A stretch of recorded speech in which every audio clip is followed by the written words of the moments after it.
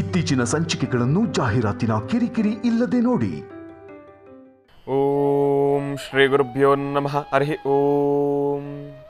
ಗುರುಬ್ರಹ್ಮ ಗುರುವಿಷ್ಣು ಗುರುದೇವೋ ಮಹೇಶ್ವರ ಗುರು ಸಾಕ್ಷಾತ್ ಪರಬ್ರಹ್ಮ ತಸ್ಮೈ ಶ್ರೀ ಗುರುವೇ ನಮಃ. ಗುರವೇ ಸರ್ವಲೋಕಾನಾಂ ವಿಷಜೇ ಭವರೋಗಿಣಾಂ ನಿಧಯೇ ಸರ್ವವಿದ್ಯಾನಾಂ ಶ್ರೀ ದಕ್ಷಿಣಾಮೂರ್ತಯೇ ನಮಃ. ಜ್ಞಾನಾನಂದಮಯಂ ದೇವಂ ನಿರ್ಮಲಂ ಸ್ಫಟಿಕಾಕೃತಿಂ ಆಧಾರಂ ಸರ್ವವಿದ್ಯಾನಾಂ ಹಯಗ್ರೀಮುಪಾಸ್ಮಹೆ. ಜಗತಪಿತರಂ ವಂದೇ ಪಾರ್ವತಿ ಪರಮೇಶ್ವರೌ. ಪ್ರತಿನಿತ್ಯದ ಕಾರ್ಯಕ್ರಮದಂತೆ ಮೊದಲನೇದಾಗಿ ನನ್ನ ಅಜ್ಜಿ ತಾತರವರನ್ನು ಶ್ರದ್ಧಾಭಕ್ತಿಯಿಂದ ಪ್ರಾರ್ಥನೆಯನ್ನು ಮಾಡ್ತಾ, ನನ್ನ ಗುರುಸ್ಥಾನದಲ್ಲಿರ್ತಕ್ಕಂಥ ನನ್ನ ತಂದೆಯವರಾದಂಥ ಆನಂದ್ ಗುರುಜಿಯವರ ಪಾದರವಿಂದಲ್ಗೆ ನಮನವನ್ನು ಮಾಡ್ತಾ, ಮತ್ತು ನನ್ನ ಮಾತೃಶ್ರೀಯವರನ್ನು ಕೂಡ ಶ್ರದ್ಧಾಭಕ್ತಿಯಿಂದ ಪ್ರಾರ್ಥನೆಯನ್ನು ಮಾಡ್ತಾ, ಬುಧವಾರ ಲಕ್ಷ್ಮೀ ವೆಂಕಟೇಶ್ವರರನ್ನು ಶ್ರದ್ಧಾಭಕ್ತಿಯಿಂದ ಪ್ರಾರ್ಥನೆಯನ್ನು ಮಾಡ್ತಾ, ವಿಶೇಷ ನೇರ ಪ್ರಸಾರದ ಮಹರ್ಷಿವಾಣಿ ಕಾರ್ಯಕ್ರಮಕ್ಕೆ ತಮ್ಮೆಲ್ಲರಿಗೂ ಕೂಡ ಸ್ವಾಗತ ಸುಸ್ವಾಗತ. ಈಗ ಬಹಳ ವಿಜೃಂಭಣೆಯಿಂದ ಶ್ರದ್ಧಾಭಕ್ತಿಯಿಂದ ಬುಧವಾರದ ವಿಶೇಷ ಮಹರ್ಷಿವಾಣಿ ಕಾರ್ಯಕ್ರಮವನ್ನು ಪ್ರಾರಂಭವನ್ನು ಮಾಡೋಣ. ಕಲ್ಯಾಣಾದ್ಭುತ ಗಾತ್ರಾಯ ಕಾಮಿದ ಅರ್ಥಪ್ರದಾಯಿನೇ ಶ್ರೀಮದ್ ವೆಂಕಟನಾಥಾಯ ಶ್ರೀನಿವಾಸಾಯ ಮಂಗಳಂ. ಬಹಳ ವಿಶೇಷವಾಗಿರ್ತಕ್ಕಂಥ ತಿರುಮಲ ತಿರುಪತಿ ಶ್ರೀನಿವಾಸನ ಲಕ್ಷ್ಮೀ ವೆಂಕಟೇಶ್ವರರ ಸಂಪೂರ್ಣ ಕೃಪಾಶೀರ್ವಾದ ಮಹರ್ಷಿವಾಣಿ ಕಾರ್ಯಕ್ರಮದ ಸಮಸ್ತ ವೀಕ್ಷಕ ಪ್ರಭುಗಳು ತಮ್ಮೆಲ್ಲರಿಗೂ ಕೂಡ ಸಿಗಲಿ ಅಂತ ನಾನು ಕೂಡ ಭಗವಂತನಲ್ಲಿ ಪ್ರಾರ್ಥನೆಯನ್ನು ಮಾಡ್ತೇನೆ. ಇನ್ನು ಇದೆಲ್ಲವೂ ಕೂಡ ಒಂದು ರೀತಿ ಆದರೆ, ಇದೇ ಬರ್ತಕ್ಕಂಥ ಭಾನುವಾರದ ವಿಶೇಷ ಮಹರ್ಷಿವಾಣಿ ಕಾರ್ಯಕ್ರಮವನ್ನು ತಾವೆಲ್ಲರೂ ಕೂಡ ತಪ್ಪದೇ ವೀಕ್ಷಿಸಬೇಕು. ಯಾಕೆ ಅಂದರೆ, ಇದೇ ಬರ್ತಕ್ಕಂಥ ಭಾನುವಾರದ ಕಾರ್ಯಕ್ರಮದಂದು ಕೌರ ಹುಣ್ಣಿಮೆ ಇರತಕ್ಕಂಥದ್ದಿದೆ. ಕೌರ ಹುಣ್ಣಿಮೆಯ ಪ್ರಯುಕ್ತವಾಗಿ ತಮ್ಮೆಲ್ಲರಿಗೂ ಕೂಡ ಶಕ್ತಿಯುತವಾಗಿರ್ತಕ್ಕಂಥ ಅದ್ಭುತವಾಗಿರ್ತಕ್ಕಂಥ ಒಂದು ತಂತ್ರಸಾರವನ್ನು ತಮ್ಮೆಲ್ಲರಿಗೂ ಕೂಡ ತಿಳಿಸ್ತಾ ಇದ್ದೇನೆ. ಯಾಕೆ ಅಂದರೆ, ಇದೇ ಬರ್ತಕ್ಕಂಥ ಭಾನುವಾರದಂದು ಕೌರ ಹುಣ್ಣಿಮೆ ಬೆಳಗ್ಗೆ 8:56 ಅದರ ಮೋಕ್ಷಕಾಲ ಎದುರಾಗ್ತಕ್ಕಂಥದ್ದಿರುತ್ತೆ. ಆ ಮೋಕ್ಷಕಾಲದ ಅವಧಿಯಲ್ಲೇನೆ ಮಾಡ್ಕೊಳ್ತಕ್ಕಂಥ ಶಕ್ತಿಯುತವಾಗಿರ್ತಕ್ಕಂಥ ತಂತ್ರಸಾರವನ್ನು ಭಾನುವಾರದ ವಿಶೇಷ ಮಹರ್ಷಿವಾಣಿ ಕಾರ್ಯಕ್ರಮದಲ್ಲಿ ಮೊದಲನೇದಾಗಿ ಪ್ರಾರಂಭದ ಹಂತದಲ್ಲೇ ನಿಮ್ಮೆಲ್ಲರಿಗೂ ಕೂಡ ತಿಳಿಸ್ತಾ ಇದ್ದೇನೆ. ಅದರ ಜೊತೆ ಮತ್ತೊಂದು ವಿಶೇಷ ಇದೆ. ಆ ವಿಶೇಷತೆಯನ್ನು ನಾನು ಈಗ ಹೇಳೋದಿಲ್ಲ. ಮಾತನಾಡ್ತಕ್ಕಂಥ ವನಸರಿಯ ಶಕ್ತಿ, ಆ ಒಂದು ಸಾಮರ್ಥ್ಯ, ಆಮೇಲೆ ಅದರಲ್ಲಿರ್ತಕ್ಕಂಥ ಆ ಒಂದು ಶಕ್ತಿಯ ಬಗ್ಗೆ ತಾವೆಲ್ಲರೂ ಕೂಡ ತಿಳಿಸ್ಬೇಕಾಗಿತ್ತು, ಇನ್ನು ತಿಳ್ಕೊಳ್ಬೇಕಾಗಿತ್ತು. ಈ ಒಂದು ವಿಚಾರವಾಗಿ ಮತ್ತೊಂದು ಅದ್ಭುತವಾಗಿರ್ತಕ್ಕಂಥ ಕೆಲಸ, ಆಶ್ಚರ್ಯಚಕಿತ ಎಂಬತಕ್ಕಂಥದ್ದನ್ನು ತಮ್ಮೆಲ್ಲರಿಗೂ ಕೂಡ ನಾನು ನಿಮ್ಮೆಲ್ಲರಿಗೂ ಕೂಡ ತಿಳಿಸ್ತಾ ಇದ್ದೀನಿ. ಏನಪ್ಪ, ಅದರಲ್ಲೂ ಬಹಳ ವಿಶೇಷವಾಗಿ ರಾಶಿ ಫಲವನ್ನು ಕೂಡ ಅಳವಡಿಸ್ಕೊಂಡಿರ್ತಕ್ಕಂಥದ್ದಿದೆ. ಏನಿದು ಗುರುಗಳೇ ಈ ರೀತಿ ಹೇಳ್ತಾ ಇದ್ದೀರಿ? ರಾಶಿ ಫಲವು ಅಂತ ಇದ್ದೀರಿ, ಮಾತನಾಡತಕ್ಕಂಥ ವನಸರಿ ಅಂತ ಹೇಳ್ತಾ ಇದ್ದೀರಿ, ಇನ್ನಷ್ಟು ಆಶ್ಚರ್ಯಚಕಿತವಾಗಿರ್ತಕ್ಕಂಥ ವಿಷಯ ಹೇಳ್ತಾ ಇದ್ದೀನಿ ಅಂತ ಹೇಳ್ತಾ ಇದ್ದೀರಿ. ಹೌದು, ಇದನ್ನೆಲ್ಲವನ್ನು ನಾನು ಈಗಲೇ ಹೇಳಿದ್ರೆ ತಾವು ಭಾನುವಾರದ ಕಾರ್ಯಕ್ರಮ ನೋಡಬೇಕಲ್ಲ, ನೋಡಲೇಬೇಕು. ನೀವು ಭಾನುವಾರದ ಕಾರ್ಯಕ್ರಮದಲ್ಲೇ ತಿಳ್ಕೊಳ್ಬೇಕು. ಆದರೆ ಒಂದು ವಿಚಾರ ಅಂತ ಸ್ಪಷ್ಟೀಕರಿಸಿದ್ದೇನೆ. ಏನಪ್ಪ, ಕೌರ ಹುಣ್ಣಿಮೆಯ ಪ್ರಯುಕ್ತವಾಗಿ ವಿಶೇಷವಾಗಿರ್ತಕ್ಕಂಥ ತಂತ್ರಸಾರವನ್ನು ತಮ್ಮೆಲ್ಲರಿಗೂ ಕೂಡ ತಿಳಿಸ್ಕೊಡ್ತಿದ್ದೇನೆ ಅಂತ ಹೇಳಿ, ಆ ತಂತ್ರಸಾರಕ್ಕೆ ಬೇಕಾಗಿರ್ತಕ್ಕಂಥ ಸಾಮಗ್ರಿಗಳನ್ನು ಮುಂದಿನ ಭಾಗದಲ್ಲಿ ತಿಳಿಸ್ತಾ ಹೋಗ್ತೀನಿ. ಆದರೆ ಈಗ ಕಾರ್ಯಕ್ರಮಕ್ಕೆ ಮೊದಲನೇದಾಗಿ ಗುರುಜಿಯವರನ್ನ ಸ್ವಾಗತಿಸ್ಬಿಡೋಣ. ನಮ್ಮ ನಿಮ್ಮೆಲ್ಲರ ಪ್ರೀತಿಯ ಅಚ್ಚುಮೆಚ್ಚಿನ ಗುರುಗಳಾಗಿರ್ತಕ್ಕಂಥ ಮಹರ್ಷಿವಾಣಿ ಕಾರ್ಯಕ್ರಮದ ಕೇಂದ್ರ ಬಿಂದು ಆಗಿರ್ತಕ್ಕಂಥ ಗುರುಗಳಾಗಿರ್ತಕ್ಕಂಥ ಪ್ರೀತಿಯ ಆನಂದ್ ಗುರುಜಿಯವರನ್ನ ಕಾರ್ಯಕ್ರಮಕ್ಕೆ ಸ್ವಾಗತಿಸೋಣ. ಗುರುಗಳೇ, ಕಾರ್ಯಕ್ರಮಕ್ಕೆ ಸ್ವಾಗತ ಸುಸ್ವಾಗತ. ನಮಸ್ತೆ. ಸರ್ವಸ್ವರೂಪಿ ಸರ್ವೇಶಿ ಸರ್ವಶಕ್ತಿ ಸಮನ್ವಿತೆ ಅಂಬೇಂ ಶ್ರೀಂ ಲಲಿತಾಂ ರಾಜರಾಜೇಶ್ವರೀಂ ಕಲ್ಯಾಣಾಂಬುಧಗಾತ್ರಾತ್ ಕಾಮಿಧಾರ್ಥಪ್ರದಾಯಿನೀಂ ಶ್ರೀಮದ್ ವೆಂಕಟನಾಥಾಯಾಂ ಶ್ರೀನಿವಾಸಾಯ ಮಂಗಳಂ. ಪದ್ಮಾನನೆ ಪದ್ಮಪತ್ರೇ ಪದ್ಮಪ್ರಿಯೇ ಪದ್ಮದಲಾಯತಾಕ್ಷೀಂ ವಿಶ್ವಪ್ರಿಯೇ ವಿಷ್ಣುಮನೋನುಕೂಲೇ ತ್ವತ್ಪಾದಪದ್ಮಂ ಮಯಿ ಸನ್ನಿಧತ್ಸ್ವಾಂ ಯಾಸಾ ಪದ್ಮಾಸನಸ್ಥಾ ವಿಪುಲಕಟಿತರೀ ಪದ್ಮಪತ್ರಾಯತಾಕ್ಷೀಂ ಶ್ರೀಂ ಅಂಬಾಂ ಭಗವತೀಂ ಶ್ರೀಂ ಲಲಿತಾಂ ರಾಜರಾಜೇಶ್ವರೀಂ ರಾಜ್ಯದಾಯಿನೀಂ ರಾಜ್ಯಕಲಾವಲ್ಲಭಾಂ ರಾಜ್ಯರಾಜರಾಜೇಶ್ವರೀಂ ಶ್ರೀಂ ಅಂಬಿಕಾಯೈ ನಮೋ ನಮಃ. ಜಾತವೇದಸೇ ಸರ್ವಾವಸೋಮರಾದಿತೋ ನಿದಹಾತಿ ವೇದಾಃ ಸರಪರ್ಷದ ದುರ್ಗಾಣಿ ವಿಶ್ವಾನಾವೇವ ಸಿಂಧುಂ ದುರಿತಾತ್ಯಗ್ನಿಂ ತ್ವಾಮಗ್ನಿವರ್ಣಾಂ ತಮಸಾಜ್ವಲಂತೀಂ ವೈಲೋಚನೀಂ ಕರ್ಮಬಲೇ ದುಷ್ಟಾಂ ದುರ್ಗಾಂ ದೇವೀಗುಂ ಶರಣಮಹಂ ಪ್ರಪದ್ಯೆ ದುರ್ಗಾಂ ದೇವೀಗುಂ ಶರಣಮಹಂ ಪ್ರಪದ್ಯೆ. ಶ್ರೀಂ ಅಂಬಿಕಾಯೈ ನಮೋ ನಮಃ. ಓಂ ದುರ್ಗಾಯೈ ನಮಃ, ಶಕ್ತಿ ನಮಃ, ಮಹಾಕಾಳಿ ನಮಃ, ಮಹಾಲಕ್ಷ್ಮೀ ನಮಃ, ಶ್ರೀಮತಿ ನಮಃ, ಅಂಬಾಯ ನಮಃ, ಶ್ರೀಮದ್ ಮಹಾಲಲಿತಾಯ ನಮಃ, ಸೌಂದರ್ಯವರ್ಧನೇ ನಮಃ, ಮಹಾಮೂರ್ತಯೇ ನಮಃ, ಅಷ್ಟಸಿದ್ಧೇ ನಮಃ, ಯೋಗಿನೇ ನಮಃ, ಗುಣಾತೀತಾಯ ನಮಃ, ನಿರಂಜನ್ಯೇ ನಮಃ, ಲಕ್ಷ್ಮೀ ನಮಃ, ಬ್ರಾಹ್ಮ್ಯೇ ನಮಃ, ಮಾಹೇಶ್ವರ್ಯೇ ನಮಃ, ಕೌಮಾರ್ಯೇ ನಮಃ, ವೈಷ್ಣವ್ಯೇ ನಮಃ, ವಾರಾಕ್ಷ್ಯೇ ನಮಃ, ಇಂದ್ರಾಣ್ಯೇ ನಮಃ, ಚಾಮುಂಡಾಯ ನಮಃ, ಚಂಡಿಕಾಯ ನಮಃ. ಶ್ರೀಂ ಮಹಾಕಾಳಿ ಮಹಾಲಕ್ಷ್ಮೀ ಸಮೇತ ಶ್ರೀಮದ್ ಮಹಾಲಲಿತಾಂ ಫಲಾ ತ್ರಿಪುರ ಸುಂದರಿ ದೇವತಾಭ್ಯೋ ನಮಃ. ದೇವಿಯರನ್ನು ಪ್ರಾರ್ಥನೆ ಮಾಡ್ತಾ, ಸರ್ವರಿಗೂ ಸಕಲರಿಗೂ ಸಹಿತ ಮಹರ್ಷಿವಾಣಿ ಕಾರ್ಯಕ್ರಮದ ಸಮಸ್ತ ವೀಕ್ಷಕ ಬಂಧುಗಳಿಗೆ ಬುಧವಾರದ ಮಹಾವಿಷ್ಣು ಪ್ರಾರ್ಥನೆ ಜೊತೆಗೆ ತಮ್ಮೆಲ್ಲರ ಮನೋಕಾಮನೆಗಳ ಸಿದ್ಧಿಗಾಗಿ ಬೆಳಗಿನ ದೇವತಾರಾಧನೆ, ದೇವರ ಪ್ರಾರ್ಥನೆ ಎಲ್ಲರಿಗೂ ಒಳಿತಾಗಲಿ, ಶುಭ ಉಂಟಾಗಲಿ. ಹಾಕುವ ಹೆಜ್ಜೆಯಲ್ಲಿ ಸಾಧ್ಯವಾದಷ್ಟು ಎಚ್ಚರಿಕೆಯ ನಡೆಯಬೇಕು. ಮನುಷ್ಯ ತಾನು ಎಷ್ಟೇ ಎಚ್ಚರಿಕೆಯಿಂದಿದ್ದರೂ ಒಂದಲ್ಲ ಒಂದು ಕಡೆ ಎಡುವತಕ್ಕಂಥದ್ದು ಸಹಜವೇ. ಆ ಎಡುವತಕ್ಕಂತಹ ಕಾಲದಲ್ಲೂ ಸಹಿತ ಕೈ ಹಿಡಿತಕ್ಕಂತಹದ್ದು ಭಗವಂತನಲ್ದಿರ ಮತ್ತಾರೂ ಅಲ್ಲ. ಅಂತಹ ಪರಿಸ್ಥಿತಿ ನಮ್ಮದಾದ್ದರಿಂದ ನಾವೆಲ್ಲರೂ ಸಹಿತ ಬೆಳಿಗ್ಗೆ ಪ್ರಾತಃ ಕಾಲದಲ್ಲಿ ಅಂದರೆ ಶುಭ ಬೆಳಗಿನ ಬ್ರಾಹ್ಮಿ ಮುಹೂರ್ತ ಸೂರ್ಯನಿಗೆ ನಮಸ್ಕಾರ, ಅದಾದ ನಂತರ ಮುಂದಿನ ಕಾಯಕ, ಅದಾದ ನಂತರ ಮನೆಯಿಂದ ಆಚೆ ಹೊರಡುವಾಗ ಜಗದ ಪಿತರ ಮುಂದೆ ಪಾರ್ವತಿ ಪರಮೇಶ್ವರು ತಂದೆ ತಾಯಿ ಪಾದಕ್ಕೆ ನಮಸ್ಕಾರ ಮಾಡಿ ತದನಂತರ ನಿಮ್ಮ ಕಾಯಕವನ್ನು ಮುಂದುವರೆಸಿದರೆ ಹೆಚ್ಚಿನ ಫಲಾಫಲಗಳನ್ನು ಸಿದ್ಧಿಪಡಿಸ್ಕೊಳ್ಬಹುದು. ಇನ್ನು ಭಾನುವಾರದ ಕಾರ್ಯಕ್ರಮ ಬಹಳ ಅತ್ಯದ್ಭುತ ಅಂತ ಹೇಳಿದರು. ನಿಜಕ್ಕೂ ಅದ್ಭುತವೇ. ಯಾಕೆ ಅಂದರೆ ಭಾನುವಾರದ ಕಾರ್ಯಕ್ರಮ, ಭಾನುವಾರ ಹುಣ್ಣಿಮೆ ಬರೋದೇ ವಿಶೇಷವಾಗಿರ್ತಕ್ಕಂಥದ್ದು. ಗುರುವಾರ ಮತ್ತು ಭಾನುವಾರ ಹುಣ್ಣಿಮೆ ಬಂದಾಗ ಒಂದಷ್ಟು ತಂತ್ರಗಳಿಗೆ ಸಾಕಷ್ಟು ಫಲ ಇರುತ್ತೆ. ಆ ತಂತ್ರಸಾರವನ್ನು ಮಾಡ್ತಕ್ಕಂಥದ್ದು, ವನಸಿರಿಗಳನ್ನು ಸಂಗ್ರಹಣೆ ಮಾಡ್ತಕ್ಕಂಥದ್ದು ಅಥವಾ ಫಲಾಫಲಗಳನ್ನು ಸಿದ್ಧಿಪಡಿಸ್ಕೊಳ್ತಕ್ಕಂಥದ್ದು ಆ ಯೋಗದಲ್ಲಿ ಅಷ್ಟು ವಿಶೇಷತೆ ಇದೆ. ಅದರಲ್ಲೂ ಆ ಶುಭ ಬೆಳಗಿನ ಹೊತ್ತಲ್ಲಿ ಅಂದರೆ ಪೌರ್ಣಮಿ ಮತ್ತು ಆ ವಿಶೇಷವಾಗಿರ್ತಕ್ಕಂಥ ಮುಹೂರ್ತ ಭಾಗ, ಆ ಮುಹೂರ್ತದಲ್ಲಿ ನೀವು ಮಾಡುವಂತಹ ಕಾಯಕ ಅತ್ಯದ್ಭುತವಾಗಿರಬೇಕು. ಕಾರಣ ಸಣ್ಣ ಸಣ್ಣ ಪ್ರಯೋಗಗಳು ಸಹಿತ ದೊಡ್ಡದಾಗಿ ನಮ್ಮ ಕೆಲಸನ ಅನುಕೂಲ ಮಾಡಿಕೊಡುತ್ತೆ. ಮನೆಯಲ್ಲೇ ಕೂತು ಅನುಷ್ಠಾನವನ್ನು ಮಾಡ್ತಕ್ಕಂಥದ್ದು, ಒಂದು ಕುಟುಂಬವನ್ನು ನಿರ್ವಹಣೆ ಮಾಡ್ತಕ್ಕಂಥದ್ದು, ಕುಟುಂಬದ ಎಲ್ಲರ ಸುಖ ಸಂತೋಷವನ್ನು ಕಾಪಾಡಿಕೊಳ್ತಕ್ಕಂಥದ್ದು, ಕುಟುಂಬದ ಜವಾಬ್ದಾರಿಯನ್ನು ಹೊತ್ತಿರತಕ್ಕಂಥ ಮಹಿಳೆ, ಹೆಣ್ಣು ಮನೆಯ ಕಣ್ಣು, ಇಡೀ ಕುಟುಂಬವನ್ನು ಸಂರಕ್ಷಣೆ ಮಾಡ್ತಕ್ಕಂಥದ್ದು ಒಬ್ಬ ಹೆಣ್ಣು ಮಗಳ ಕೈಲಿ ಮಾತ್ರವೇ ಸಾಧ್ಯ. ಅಂಥ ಒಂದು ಹೆಣ್ಣು ಇಂತಹ ಒಂದು ತಂತ್ರಸಾರಗಳನ್ನು ಮಾಡಿದಾಗ ಇಡೀ ಕುಟುಂಬದಲ್ಲೇ ಒಂದು ಐಕ್ಯತೆ, ಒಂದು ಕುಟುಂಬದ ನೆಮ್ಮದಿ, ಕುಟುಂಬದ ಯಶಸ್ಸನ್ನು ನಾವು ನೋಡಬಹುದು.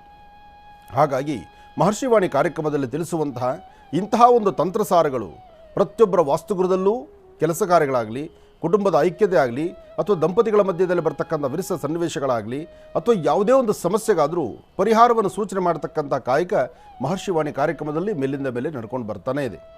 ಹಾಗೆ ಈ ಹುಣ್ಣಿಮೆ ಮಾತ್ರ ಬಹಳ ವಿಶೇಷ ಅಂತಲೇ ಹೇಳ್ಬೋದು. ಈ ಹುಣ್ಣಿಮೆಯಲ್ಲಿ ಮಾತಾಡುವ ವನಸಿರಿ ಬಗ್ಗೆ ಏನು ಅಂತಕ್ಕಂಥದ್ದನ್ನು ಈಗಾಗಲೇ ತಮ್ಮೆಲ್ಲರೂ ತಿಳಿದಿರ್ತಕ್ಕಂಥ ವಿಚಾರ. ಪ್ರಶ್ನೆ ನಿಮ್ಮದಾಗಬೇಕು, ಪ್ರಶ್ನೆ ಮೌನದಲ್ಲಿರಬೇಕು. ಮನಸ್ಸಲ್ಲಿರ್ತಕ್ಕಂಥ ಪ್ರಶ್ನೆಗೆ ಉತ್ತರ ನಾವು ಕೊಡ್ತಕ್ಕಂಥದ್ದಲ್ಲ, ಆ ವನಸಿರಿಯೇ ಉತ್ತರ ಕೊಡುತ್ತೆ. ಆ ಕೊಡುವಂಥ ಶೈಲಿಯನ್ನು ಈಗಾಗಲೇ ತಾವೆಲ್ಲ ವೀಕ್ಷಣೆ ಮಾಡಿದ್ದೀರಿ. ಆದರೆ ಅದೇ ವನಸಿರಿಯ ಆಧಾರದ ಮೇಲೆ ಈ ಬರ್ತಕ್ಕಂಥ ಹುಣ್ಣಿಮೆಯೆಂದು ಮಾಡುವಂತಹ ಈ ತಂತ್ರಸಾರ ಭಾಳ ಚಿಕ್ಕದಾಗಿ, ಚುಟುಕಾಗಿ, ಸುಲಭನಾಗಿರ್ತಕ್ಕಂಥದ್ದೇ.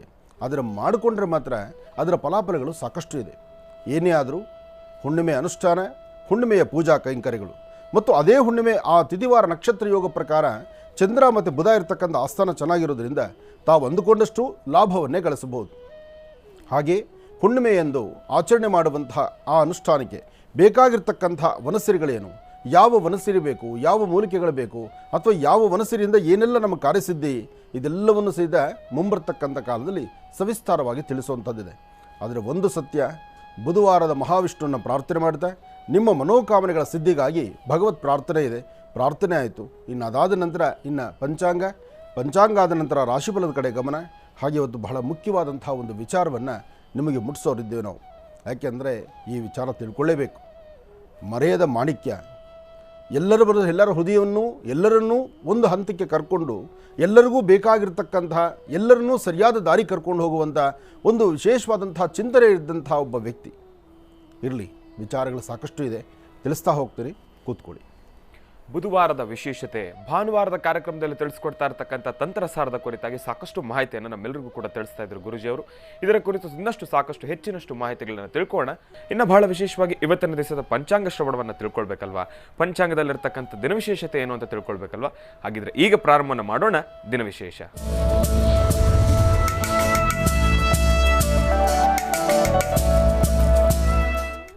ಗುರುಗಳೇ, ಇವತ್ತಿನ ದಿನ ಪಂಚಾಂಗ ಶ್ರವಣವನ್ನು ತಾವು ತಿಳಿಸ್ಕೊಡ್ಬೇಕು ನಮಗೆ. ಖಂಡಿತ. ಪಂಚಾಂಗ ಶ್ರವಣ, ರಾಶಿಫಲ. ಇತ್ತೀಚೆಗೆ ರಾಶಿಫಲವನ್ನು ಬಹಳ ಬೇಗನೆ ತಗೊಳ್ತಾ ಇದ್ದೀವಿ. ಉದ್ದೇಶ ಉದ್ಯೋಗಕ್ಕೆ ಹೊರಡ್ತಕ್ಕಂಥವ್ರಿಗೆ, ಹಾಗೆ ತುಂಬ ದಿನಗಳ ನಿಮ್ಮ ಬೇಡಿಕೆ ಅಂದರೂ ತಪ್ಪಲ್ಲ. ಆದರೆ ರಾಶಿಫಲವನ್ನು ಬೇಗ ತಿಳ್ಕೊಳ್ಬೇಕು. ವಿಚಾರಗಳು ಸಾಕಷ್ಟು ಇದೆ. ರಾಶಿಫಲ ಹೇಳುವಾಗಲೂ ಮಧ್ಯೆ ಒಂದು ವಿಚಾರ ಬಂದರೆ ಆ ವಿಚಾರವನ್ನು ಸಂಪೂರ್ಣ ಮಾಹಿತಿ ನಿಮಗೆ ತಿಳಿಸಿದ ಮೇಲೆ ನಾವು ಮುಂದಕ್ಕೆ ಹೋಗಬೇಕಂತ ಪ್ರಮೇಯಗಳಿದ್ದೇ ಇರುತ್ತೆ. ಇರಲಿ, ವಿಚಾರ ಏನೇ ಆದರೂ ಪಂಚಾಂಗ ಶ್ರವಣದಿಂದಲೇ ಪ್ರಾರಂಭಿಸಬೇಕು. ಆಗಲೇ ಆವತ್ತಿನ ತಿಥಿವಾರ ನಕ್ಷತ್ರಚಾರ ಪ್ರಕಾರ ಗ್ರಹಗಳು, ಗ್ರಹಾಧಿಪತಿಗಳು ಮತ್ತು ಗ್ರಹ ಆ ರಾಶಿ ಮೇಲೆ ಹೇಗೆ ಕೆಲಸ ಮಾಡುತ್ತೆ, ಇವತ್ತಿನ ಲಾಭ ನಷ್ಟಗಳೇನು, ಅದೆಲ್ಲವನ್ನು ಸಹಿತ ಸಂಪೂರ್ಣವಾಗಿ ತಿಳ್ಕೊಳ್ಬೇಕಾದ್ರೆ ಪಂಚಾಂಗ ಶ್ರವಣ ಬಹಳ ಮುಖ್ಯವಾಗಿರ್ತಕ್ಕಂಥದ್ದು. ಶುಕ್ಲಾಂಬರಧರಂ ವಿಷ್ಣುಂ ಶಶಿವರ್ಣಂ ಚತುರ್ಭುಜಂ ಪ್ರಸನ್ನವದನಂ ಧ್ಯಾಯೇ ಸರ್ವವಿಘ್ನೋಪಶಾಂತಯೇ ಗುರುಬ್ರಹ್ಮ ಗುರುವಿಷ್ಣು ಗುರುದೇವೋ ಮಹೇಶ್ವರಃ ಗುರು ಸಾಕ್ಷಾತ್ ಪರಬ್ರಹ್ಮ ತಸ್ಮೈ ಶ್ರೀ ಗುರುವೇ ನಮಃ. ಗುರುವೇ ಸರ್ವಲೋಕಾನಾಂ ವಿಷಜೀ ಭವರೋಗಿಣಾಂ ನಿಧಯೇ ಸರ್ವವಿದ್ಯಾನಾಂ ಶ್ರೀಂ ದಕ್ಷಿಣಾಮೂರ್ತಯೇ ನಮೋ ನಮಃ. ಪೂಜ್ಯಾಯ ರಾಘವೇಂದ್ರಾಯ ಸತ್ಯಧರ್ಮಋತಾಯ ಚ ಭಜತಾಂ ಕಲ್ಪವೃಕ್ಷಾಯ ನಮತಾಂ ಕಾಮಧೇನವೇ ಶ್ರೀ ಗುರುರಾಘವೇಂದ್ರ ದೇವತಾಭ್ಯೋ ನಮಃ. ಶ್ರೀ ಶುಭಕೃತ್ ನಾಮ ಸಂವತ್ಸರೆ ಉತ್ತರಾಯಣಿ ಗ್ರೀಷ್ಮ ಋತು ಜ್ಯೇಷ್ಠ ಮಾಸ ಶುಕ್ಲಪಕ್ಷ 31/5/2023 5ನೇ ತಿಂಗಳು ಮೇ ತಿಂಗಳು ಇವತ್ತಿಗೆ ಲಾಸ್ಟ್ ನೋಡಿ. ಮೇ ತಿಂಗಳು ಕಳೆದು ಹೋಯಿತು. ದಿನ ಹೊರಡತಕ್ಕಂಥದ್ದು ಗೊತ್ತಾಗೋದಿಲ್ಲ. ಆದರೆ ಮಾಡುವ ಕೆಲಸ ಯಶಸ್ಸಿನ ಹಾದಿ. ನಾವೇನು ಕಾಯಕವನ್ನು ಮಾಡ್ತಿದ್ದೀವಿ, ಅದರಿಂದ ಏನು ಲಾಭವನ್ನು ಗಳಿಸ್ತಾ ಇದ್ದೀವಿ, ಅದಷ್ಟೇ ಉಳಿತಕ್ಕಂಥದ್ದು. ಹಾಗಾಗಿ ಮೇ 31 ಇವತ್ತು. ಅದರಲ್ಲೂ ಬುಧವಾರ ಏಕಾದಶಿ ಚಿತ್ತಾ ನಕ್ಷತ್ರ. ಇವತ್ತಿನ ಏಕಾದಶಿಯ ಫಲ ಇದೆಯಲ್ಲ, ಇದು ಬಹಳ ವಿಶೇಷ ಅಂತಲೇ ಹೇಳ್ತಾರೆ. ಯಾಕೆಂದರೆ ಬುಧವಾರ ಮಹಾವಿಷ್ಣುವಿಗೆ ವಿಶೇಷ. ರಾಶಿ ನಕ್ಷತ್ರಚಾರ ಪ್ರಕಾರ ಚಂದ್ರ ಮತ್ತು ಗುರು ಇರ್ತಕ್ಕಂಥ ಆಸ್ಥಾನ ಚೆನ್ನಾಗಿದೆ. ಅದರ ಮೇಲೆ ಮಹಾವಿಷ್ಣು ಆರಾಧನೆ ಮಾಡಲಿಕ್ಕಾಗಿ ಇವರಲ್ಲಿ ಇರ್ತಕ್ಕಂಥ ಈ ಇವತ್ತಿನ ಉಪವಾಸ ಇದೆಯಲ್ಲ, ಏಕಾದಶಿಯ ಉಪವಾಸ ಬಹಳ ಅತ್ಯುತ್ತಮ ಅಂತ ಹೇಳ್ತಾರೆ. ಸೈಂಟಿಫಿಕ್ ಆಗಿ ಆಲೋಚನೆ ಮಾಡಿದ್ರು ಉಂಟು, ಶಾಸ್ತ್ರಬದ್ಧವಾಗಿ ಆಲೋಚನೆ ಮಾಡಿದ್ರೂ ಇದೆ. ಆದರೆ ಶಾಸ್ತ್ರಬದ್ಧವಾಗಿ ಆಲೋಚನೆ ಮಾಡೋದಾದರೆ ಇವತ್ತಿನ ಏಕಾದಶಿಯಂದು ಉಪವಾಸ ನಡೆಸಿ ದ್ವಾದಶಿ ಪಾರಾಯಣವನ್ನು ಮಾಡಿದ್ರೆ ಮನುಷ್ಯನ ಇಹದಲ್ಲಿರ್ತಕ್ಕಂಥ ಪ್ರಾರಬ್ಧ ಕರ್ಮಗಳನ್ನು ದೂರ ಮಾಡ್ಕೊಳ್ಬೋದು. ಮನುಷ್ಯನ ಆರೋಗ್ಯ ಮತ್ತು ಅನಾರೋಗ್ಯ, ಈ ಆರೋಗ್ಯವನ್ನು ವೃದ್ಧಿಸ್ಕೊಳ್ಳೋದಕ್ಕೆ ಉಪವಾಸ ಬಹಳ ಒಳ್ಳೆಯ ಕೆಲಸ ಮಾಡುತ್ತೆ. ಯಾಕೆಂದರೆ ಹೊಟ್ಟೆಗೆ ಎಷ್ಟು ಕಡಿಮೆ ಪದಾರ್ಥ ಬೀಳುತ್ತೋ ಅಷ್ಟು ಒಳ್ಳೆಯದು ಅಂತ ಹೇಳ್ಬೋದು. ಹಾಗೆ ಆಹಾರದ ನಿಯಮಗಳಿದೆಯಲ್ಲ, ಆ ನಿಯಮಗಳನ್ನು ಯಾವ ಕ್ರಮವನ್ನು ನಾವು ಅನುಸರಿಸಿದ್ರೆ ಆ ಕ್ರಮದಲ್ಲಿ ನಮಗೆ ಹೆಚ್ಚಿನ ಆರೋಗ್ಯ ಎಂಬತಕ್ಕಂಥ ಆರೋಗ್ಯ ಸೂತ್ರಗಳನ್ನು ನಾವು ತಿಳ್ಕೊಳ್ಬೋದು. ಅಂದರೆ ಕಳೆದ ದಿನಗಳಲ್ಲಿ ಆಹಾರವೇ ಆರೋಗ್ಯ ಎಂಬತಕ್ಕಂತಹ ನುಡಿಯನ್ನು ಎತ್ಕೊಂಡು ಬಂದಂಥದ್ದು. ಆಹಾರದ ವಿಚಾರ ಬಂದಿದ ತಕ್ಷಣ ನಮ್ಮ ಗೌರವ ನಾಪ್ಕ ಬರ್ತಾರೆ. ಒಂದು ನಭೋಮಂಡಲದಲ್ಲಿ ಮಿನುಗುವ ನಕ್ಷತ್ರ. ಹೌದು, ಅದು ಯಾವಾಗೂ ಎಲ್ಲವೂ ಕಾಣುವಂಥದ್ದಲ್ಲ. ಹೌದು. ಆದರೆ ಒಮ್ಮೆ ಕಂಡಂಥ ನಕ್ಷತ್ರ, ಆ ಸ್ವರ, ಆ ಚಿಂತನ ಇದೆಯಲ್ಲ, ಅದು ನೋಡಿದಾಗ ಕೇಳಿದಾಗ ನೆನಪು ಬಂದಾಗ ಕಣ್ಣು ಮುಂದೆ ಬರುವ ಭಾವಚಿತ್ರವೇ ಡಾಕ್ಟರ್ ಭುಜಂಗ ಶೆಟ್ಟಿಯವರು. ಹೌದು ಹೌದು. ಏನೇ ಆದರೂ ಅವರ ನುಡಿ, ಅವರ ಮಾತು ಮತ್ತು ಅವರು ಹಾಕಿದಂಥ ಹೆಜ್ಜೆ, ವೈದ್ಯರಾಗಿ ಅವರ ಚಿಂತನೆ ಇತ್ತಲ್ಲ, ಅದು ಬಹಳ ಮೆಚ್ಚುವಂಥದ್ದು. ಎಲ್ಲರೂ ಆರೋಗ್ಯವಾಗಿರಬೇಕು, ಎಲ್ಲರ ಆರೋಗ್ಯ ವೃದ್ಧಿ ಆಗಬೇಕು, ಆಹಾರವೇ ಆರೋಗ್ಯ ಆಗಬೇಕು, ಇದು ಬಹಳ ಮುಖ್ಯ. ಇತ್ತೀಚಿನ ದಿನಗಳಲ್ಲಿ ನಾವು ತಗೊಳ್ತಿರ್ತಕ್ಕಂಥ ಆಹಾರ ಪದ್ಧತಿ ಹೇಗಿದೆ ಅಂದರೆ, ನಮ್ಮ ಆರೋಗ್ಯವನ್ನು ಹಾಳು ಮಾಡ್ಕೊಳ್ಳೋದಕ್ಕೆ ನಾವೇ ಬೇಕಾದಷ್ಟು ಪೀಠಿಕೆಗಳನ್ನು ಹಾಕ್ಕೊಳ್ತಾ ಇದ್ದೀವಿ.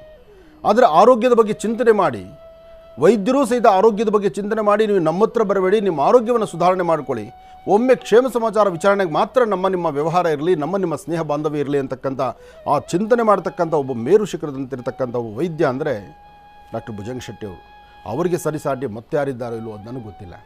ಆದರೆ ಆ ಚಿಂತನೆ ಬಹಳ ಮುಖ್ಯವಾಗಿರ್ತಕ್ಕಂಥದ್ದು. ಇರಲಿ, ವಿಚಾರಗಳು ಸಾಕಷ್ಟು ಇದೆ, ಸಮಯ ಮುಂದೆ ಹೋಗ್ತಾ ಇದೆ. ಆದರೆ ಇವತ್ತಿನ ಏಕಾದಶಿ ಯಾರೆಲ್ಲ ಉಪವಾಸ ಮಾಡ್ತಿದ್ದೀರಿ, ಶ್ರೀಮನ್ನಾರಾಯಣನ ಸಂಪೂರ್ಣ ಅನುಗ್ರಹ ನಿಮಗಿರಲಿ. ಯಾಕೆಂದರೆ ಏಕಾದಶಿ ಉಪವಾಸ ಅಷ್ಟು ವಿಶೇಷವಾಗಿರ್ತಕ್ಕಂಥದ್ದು.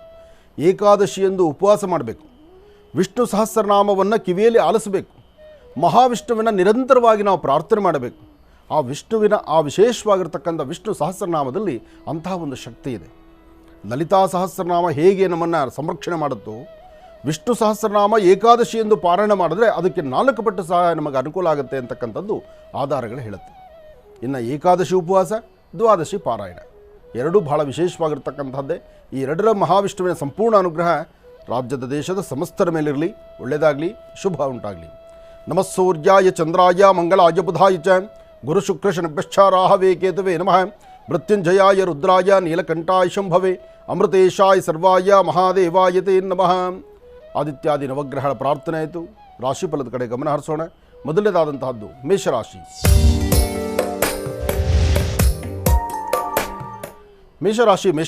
ಮೇಷರಾಶಿ ಮೇಷಲಗ್ನದಲ್ಲಿರ್ತಕ್ಕಂಥವರಿಗೆ ಬುಧ ಮತ್ತು ಚಂದ್ರ ಇರ್ತಕ್ಕಂಥ ಆಸ್ಥಾನ, ಗುರು ಮತ್ತು ಶುಕ್ರ ಇರ್ತಕ್ಕಂಥ ಆಸ್ಥಾನ ಚೆನ್ನಾಗಿದೆ. ತಾವು ಮಾಡುವಂಥ ಪ್ರತಿಯೊಂದು ಕಾಯಕವೂ ಹೆಚ್ಚಿನ ಫಲವನ್ನು ಸಿದ್ಧಿಪಡಿಸ್ತಕ್ಕಂಥದ್ದಿದೆ. ದೂರಭಾರ ಪ್ರಯಾಣದ ಬಗ್ಗೆ ಚಿಂತನೆ ಮಾಡ್ತಿದ್ದೀರಿ. ಮನಸ್ಸಲ್ಲಿ ಇಲ್ಲದಂಥ ರೀತಿ ದೂರದ ಆಲೋಚನೆ ನಡೆಸ್ತಾ ಇದ್ದೀರಿ. ಜೊತೆಯಲ್ಲಿರ್ತಕ್ಕಂಥ ಸಹಪಾಠಿಗಳು ಅಥವಾ ನಿಮ್ಮ ಕುಟುಂಬದ ಸದಸ್ಯರು ಅಥವಾ ನಿಮ್ಮ ಮೇಲಧಿಕಾರಿಗಳು ಅವರು ಆಡುವಂತಹ ಮಾತು ನಿಮ್ಮ ಮನನೊಂದು ಎಲ್ಲೋ ಒಂದು ಕಡೆ ಸಮಸ್ಯೆಯನ್ನು ತಂದುಕೊಳ್ತಿದ್ದೀವೇನೋ ಎಂಬಂಥ ಚಿಂತನೆ ನಿಮಗೆ ಬರುವಂಥ ರೀತಿ ಇದೆ. ಆದರೆ ಇವತ್ತು ನೀವು ಮಾಡುವ ಪ್ರತಿಯೊಂದು ಕಾಯಕವು ಸರಿಸುಮಾರು ಮಧ್ಯಾಹ್ನ 1:45 3:20 ಮಧ್ಯದಲ್ಲಿ ಸಾಕಷ್ಟು ಅನುಕೂಲವನ್ನು ಸಿದ್ಧಪಡಿಸ್ಕೊಳ್ತೀರಿ. ಮೇಷರಾಶಿ ಮೇಷಲಗ್ನದಲ್ಲಿರ್ತಕ್ಕಂಥವರು ಇವತ್ತು ತಾವು ತೆಗೆದುಕೊಳ್ಳುವ ಪ್ರತಿಯೊಂದು ನಿಲುವು ತೀರ್ಮಾನ ಮತ್ತೊಬ್ಬರ ಸಲಹೆ ಸಮಾರಂಭದಲ್ಲಿರಲಿ. ಅಂದರೆ ಇನ್ನೊಬ್ಬರ ಸಲಹೆ ತೆಗೆದುಕೊಳ್ತಕ್ಕಂಥದ್ದು, ಅನುಭವಸ್ಥರ ಮಾತು ಇವತ್ತು ನಮಗೆ ಶ್ರೇಯಸ್ಸನ್ನು ತಂದತ್ತೆ. ಅದಕ್ಕಾಗಿ ಮೇಷರಾಶಿಯವರು ದುಡುಕಿ ತೀರ್ಮಾನ ತಂದುಕೊಳ್ಬೇಡಿ.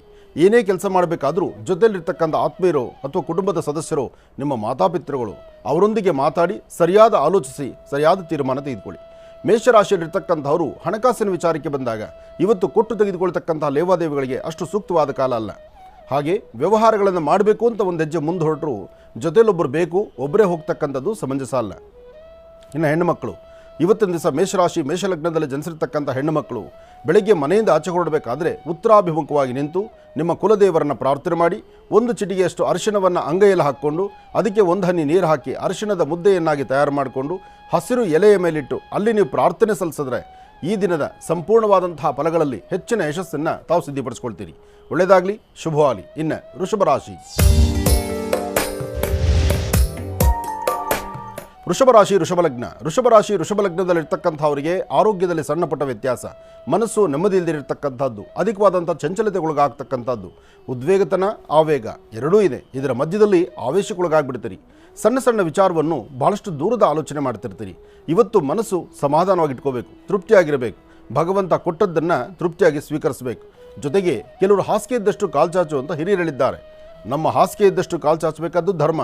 ನಾವು ಹಾಸಿಗೆ ದಾಟಿ ಮುಂದಕ್ಕೂ ಕಾಲ್ಚಾಚಿರ್ತೀವಿ, ಅದಾದ ನಂತರ ತಣುವಿಗೆ ಒದ್ದಾಡ್ತೀವಿ.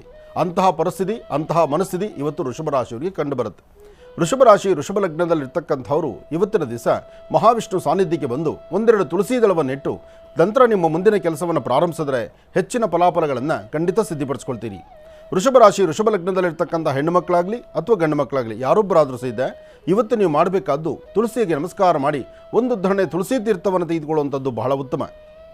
ಅಥವಾ ಇದರ ಮಧ್ಯದಲ್ಲಿ ಕಪ್ಪು ಬಣ್ಣದ ಶ್ವಾನಿಕೆ, ಸಂಪೂರ್ಣವಾಗಿ ಕಪ್ಪಿರ್ತಕ್ಕಂತಹ ಕಪ್ಪು ಬಣ್ಣದ ಶ್ವಾನಿಕೆ ಒಂದಿಷ್ಟು ಆಹಾರವನ್ನು ಉಣಬಡಿಸೋದ್ರಿಂದ ನಿಮ್ಮ ಮನೋಕಾಮನೆಗಳನ್ನು ತಾವು ಸಿದ್ಧಿಪಡಿಸ್ಕೊಳ್ಬೋದು. ಇನ್ನು ಶುಭ ಸಂಧ್ಯಾಕಾಲ, ಸಂಧ್ಯಾಕಾಲದಲ್ಲಿ ಮನೆ ದೇವರ ಪ್ರಾರ್ಥನೆ, ಅರ್ಚನಾ ಸಂಕಲ್ಪ ಅಥವಾ ಅರ್ಚನೆ ಆಗಿರ್ತಕ್ಕಂತಹ ಕುಂಕುಮ ಪ್ರಸಾದವನ್ನು ಹಣೆಗೆ ನೀವು ತಿಲಕದ ರೂಪದಲ್ಲಿ ಇಡೋದ್ರಿಂದ ಸಾಕಷ್ಟು ಅನುಕೂಲಗಳನ್ನು ತಾವು ಸಿದ್ಧಿಪಡಿಸ್ಕೊಳ್ತೀರಿ.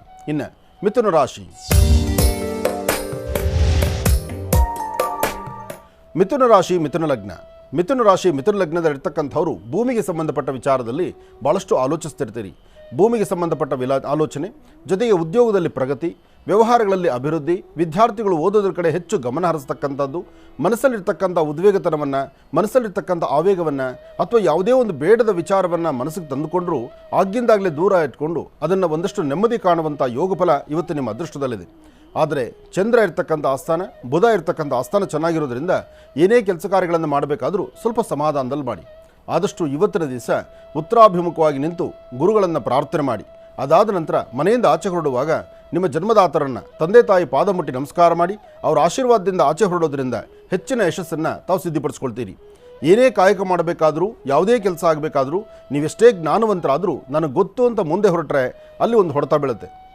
ಎಷ್ಟೇ ವಿದ್ಯಾವಂತರಾದರೂ ಸ್ವಲ್ಪ ಒಂದು ಹೆಜ್ಜೆ ಹಿಂದಿದ್ದು ಆಗೋದನ್ನು ಅಥವಾ ಆಗ್ತಿರ್ತಕ್ಕಂಥದ್ದನ್ನು ಎಲ್ಲವನ್ನು ಸವಿಸ್ತಾರವಾಗಿ ಚಿಂತನೆ ಮಾಡಿ ತದನಂತರ ನಿಮ್ಮ ಮಾತಿರಲಿ, ಆಗ ಹೆಚ್ಚಿನ ಯಶಸ್ಸನ್ನು ತಾವು ಸಿದ್ಧಿಪಡಿಸ್ಕೊಳ್ತೀರಿ. ಒಳ್ಳೆಯದಾಗಲಿ, ಶುಭವಾಗಲಿ. ಇನ್ನು ಗುರುಗಳೇ, ಮತ್ತೆ ಕರ್ಕಾಟಕ ರಾಶಿಯಿಂದ ರಾಶಿಫಲವನ್ನು ಮುಂದುವರಿಸಬೇಕು. ಖಂಡಿತ. ಇನ್ನು ಕರ್ಕಾಟಕ ರಾಶಿ.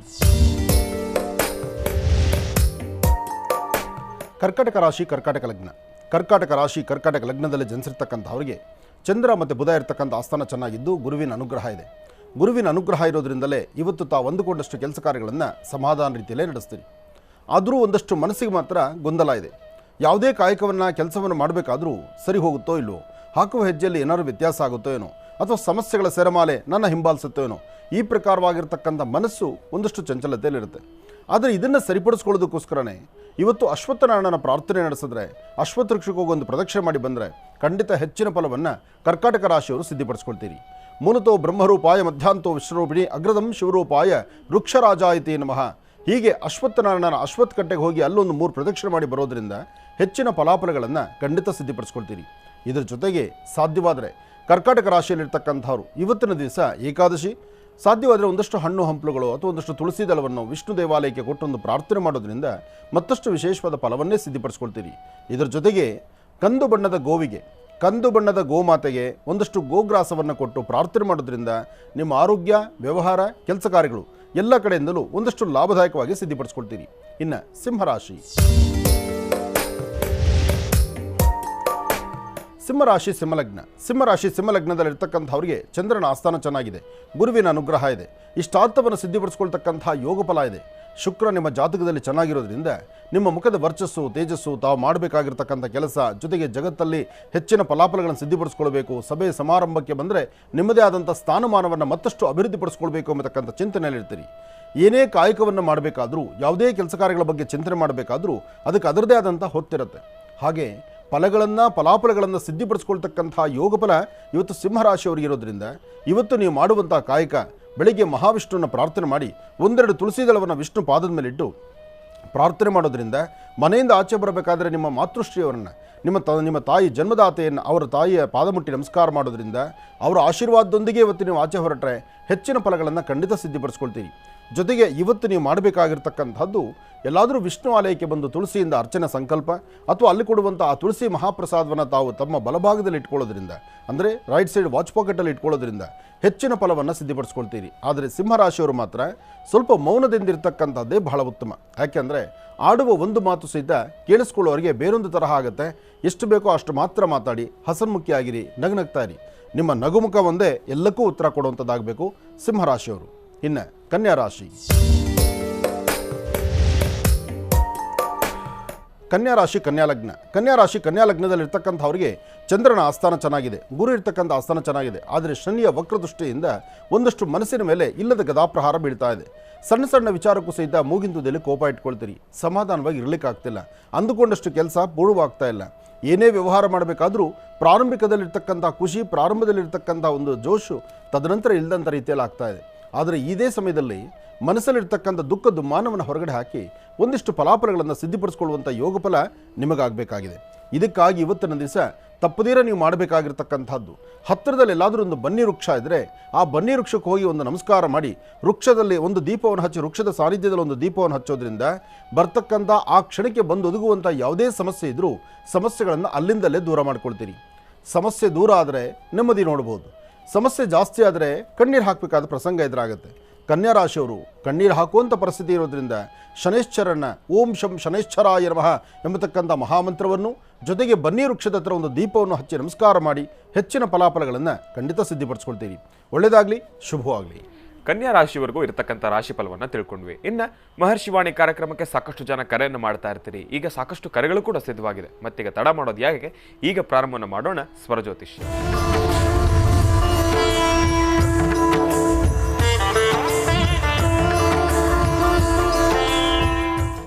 ಕಾರ್ಯಕ್ರಮಕ್ಕೆ ಮೊದಲು ಯಾರು ಕರೆ ಮಾಡಿದ್ದಾರೆ ಅನ್ನೋದನ್ನ ತಿಳ್ಕೊಳ್ಳೋಣ. ಹಲೋ. ಹಲೋ ಅಮ್ಮ ನಮಸ್ತೆ, ಚೆನ್ನಾಗಿದ್ದೀರಾ? ಗುರುಜಿ ಚೆನ್ನಾಗಿದೆ. ನಮಸ್ತೆ. ಎಲ್ಲಿಂದ ಕರೆ ಮಾಡ್ತಿದ್ದೀರಮ್ಮ? ಅದೆಲ್ಲ ಬೇಡ ಗುರುಜಿ. ಹೆಸರು ಬೇಡ. ಆಯ್ತು ತಾಯಿ, ಯಾರ ಬಗ್ಗೆ ತಿಳ್ಕೊಳ್ಬೇಕಾಗಿತ್ತು? ನಾನು ಬೇಗನೆ. ಆಯ್ತು ತಾಯಿ, ಗುರೂಜಿ ಅವರು ಇದ್ದಾರೆ, ಮಾತಾಡಿಮ್ಮ. ಹಲೋ. ಹಲೋ ಹಲೋ ಗುರುಜಿ. ಹೇಳಮ್ಮ. ಗುರುಜಿ, ನನಗೆ 3 ತಿಂಗಳಾಯ್ತು ಹುಷಾರಿಲ್ದಂಗಾಗಿ. ಹೆಂಗೆ ಅಂದ್ರೆ ಹಂಗೆ ಮನಿಕೊಳ್ಳೋ ನನಗಾಗುತ್ತೆ. ಮತ್ತೆ ಒಳಗಡೆ ಒಂದ್ ಸ್ವಲ್ಪ ತಲೆ ನೋವು ಮಾತ್ರ. ಏನ್ರ ಮೇಲೂ ಇಷ್ಟ ಇಲ್ಲ, ಏನು ಅಂತಾನೂ ಗೊತ್ತಾಗ್ತಿಲ್ಲ, ಏನು ಇಷ್ಟನೂ ಇಲ್ಲ. ಎಲ್ಲ ಚೆಕ್ ಮಾಡ್ತಿದೀವಿ, ಎಲ್ಲ ನಾರ್ಮಲ್ ಅಂತ ಬಂದದೆ. ಮನ್ಸ್ಗೆ ಏನು ಅನ್ಸೋದೇ ಇಲ್ಲ, ಇಷ್ಟ ಏನ್ರ ಮೇಲೂ ಜ್ಞಾನ ಇಲ್ಲ. ಒಂದು ಕೆಲಸ ಮಾಡಮ್ಮ, ಇವತ್ತು ಏಕಾದಶಿ ಇದೆ, ಬಹಳ ಒಳ್ಳೆ ದಿನ. ಇವತ್ತು ಬೆಳಗ್ಗೆ ನೀನು ಮಾಡಬೇಕಾದ ಕೆಲಸ, ನಾನು ಏನು ಹೇಳ್ತೀನೋ ಅದನ್ನೇ ಕ್ರಮ ಮಾಡ್ಬೇಕು. ನೀನು ಮೊದಲು ತಲೆಗೆ ಸ್ನಾನ ಮಾಡ್ಕೊ. ತಲೆಗೆ ಸ್ನಾನ ಮಾಡಿಕೊಂಡು ವಿಷ್ಣು ಆಲಯಕ್ಕೆ ಹೋಗು. ನಿಮ್ಮ ಮನೆ ಸಮೀಪದಲ್ಲಿ ಎಲ್ಲಾದರೂ ಒಂದು ವಿಷ್ಣು ಆಲಯ ಇದ್ದರೆ ಅಲ್ಲಿ ಹೋಗಿ 2 ತುಳಸಿ ದಳವನ್ನು ಅಲ್ಲೊಂದು ಸ್ವಲ್ಪ ತುಳಸಿ ಕೊಟ್ಟು ಒಂದು ಸಂಕಲ್ಪ ಮಾಡಿಸು. ಅಲ್ಲಿಂದ ಆಚೆಗೆ ಮನೆಗೆ ಬಾ. ಮನೆಗೆ ಬಂದು ಮನೆ ದೇವರನ್ನ ಪ್ರಾರ್ಥನೆ ಮಾಡಿಕೊಂಡು ಸಾಧ್ಯವಾದಷ್ಟು ನಿನ್ನೊಳಗಡೆ ಇರ್ತಕ್ಕಂಥ ಒಳಮನಸ್ಸು ನಿನಗೇನು ಹೇಳ್ತದೆ, ನನಗೇನೋ ಆಗಿದೆ ಅಂತಕ್ಕಂಥದ್ದು ಬಹಳ ಬಲವಾಗಿ ಕೂತ್ಕೊಂಡ್ಬಿಟ್ಟಿದೆ ನಿನಗೆ.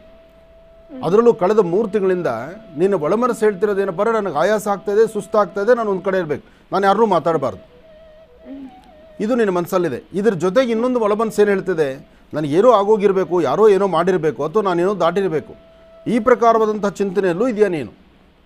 ಹಾಗಾಗಿ ನಿನ್ನ ನರನಾಡಿಗಳಲ್ಲೂ ಶಕ್ತಿ ಕಳ್ಕೊಳ್ತಾ ಇದೆ. ಮೊದಲು ನಮ್ಮ ಒಳಮನಸ್ಸಲ್ಲಿ ನಾವು ಧೈರ್ಯದಿದ್ದರೆ, ನನಗೇನೂ ಆಗಿಲ್ಲ, ನಾನು ಚೆನ್ನಾಗಿದ್ದೀನಿ, ನಾನು ಚೆನ್ನಾಗಿ ಬದುಕಬೇಕು. ಆ ಬದುಕಬೇಕು ಎಂಬತಕ್ಕಂತಹ ಮನಸ್ಸು ನಿನಗಿರಬೇಕು.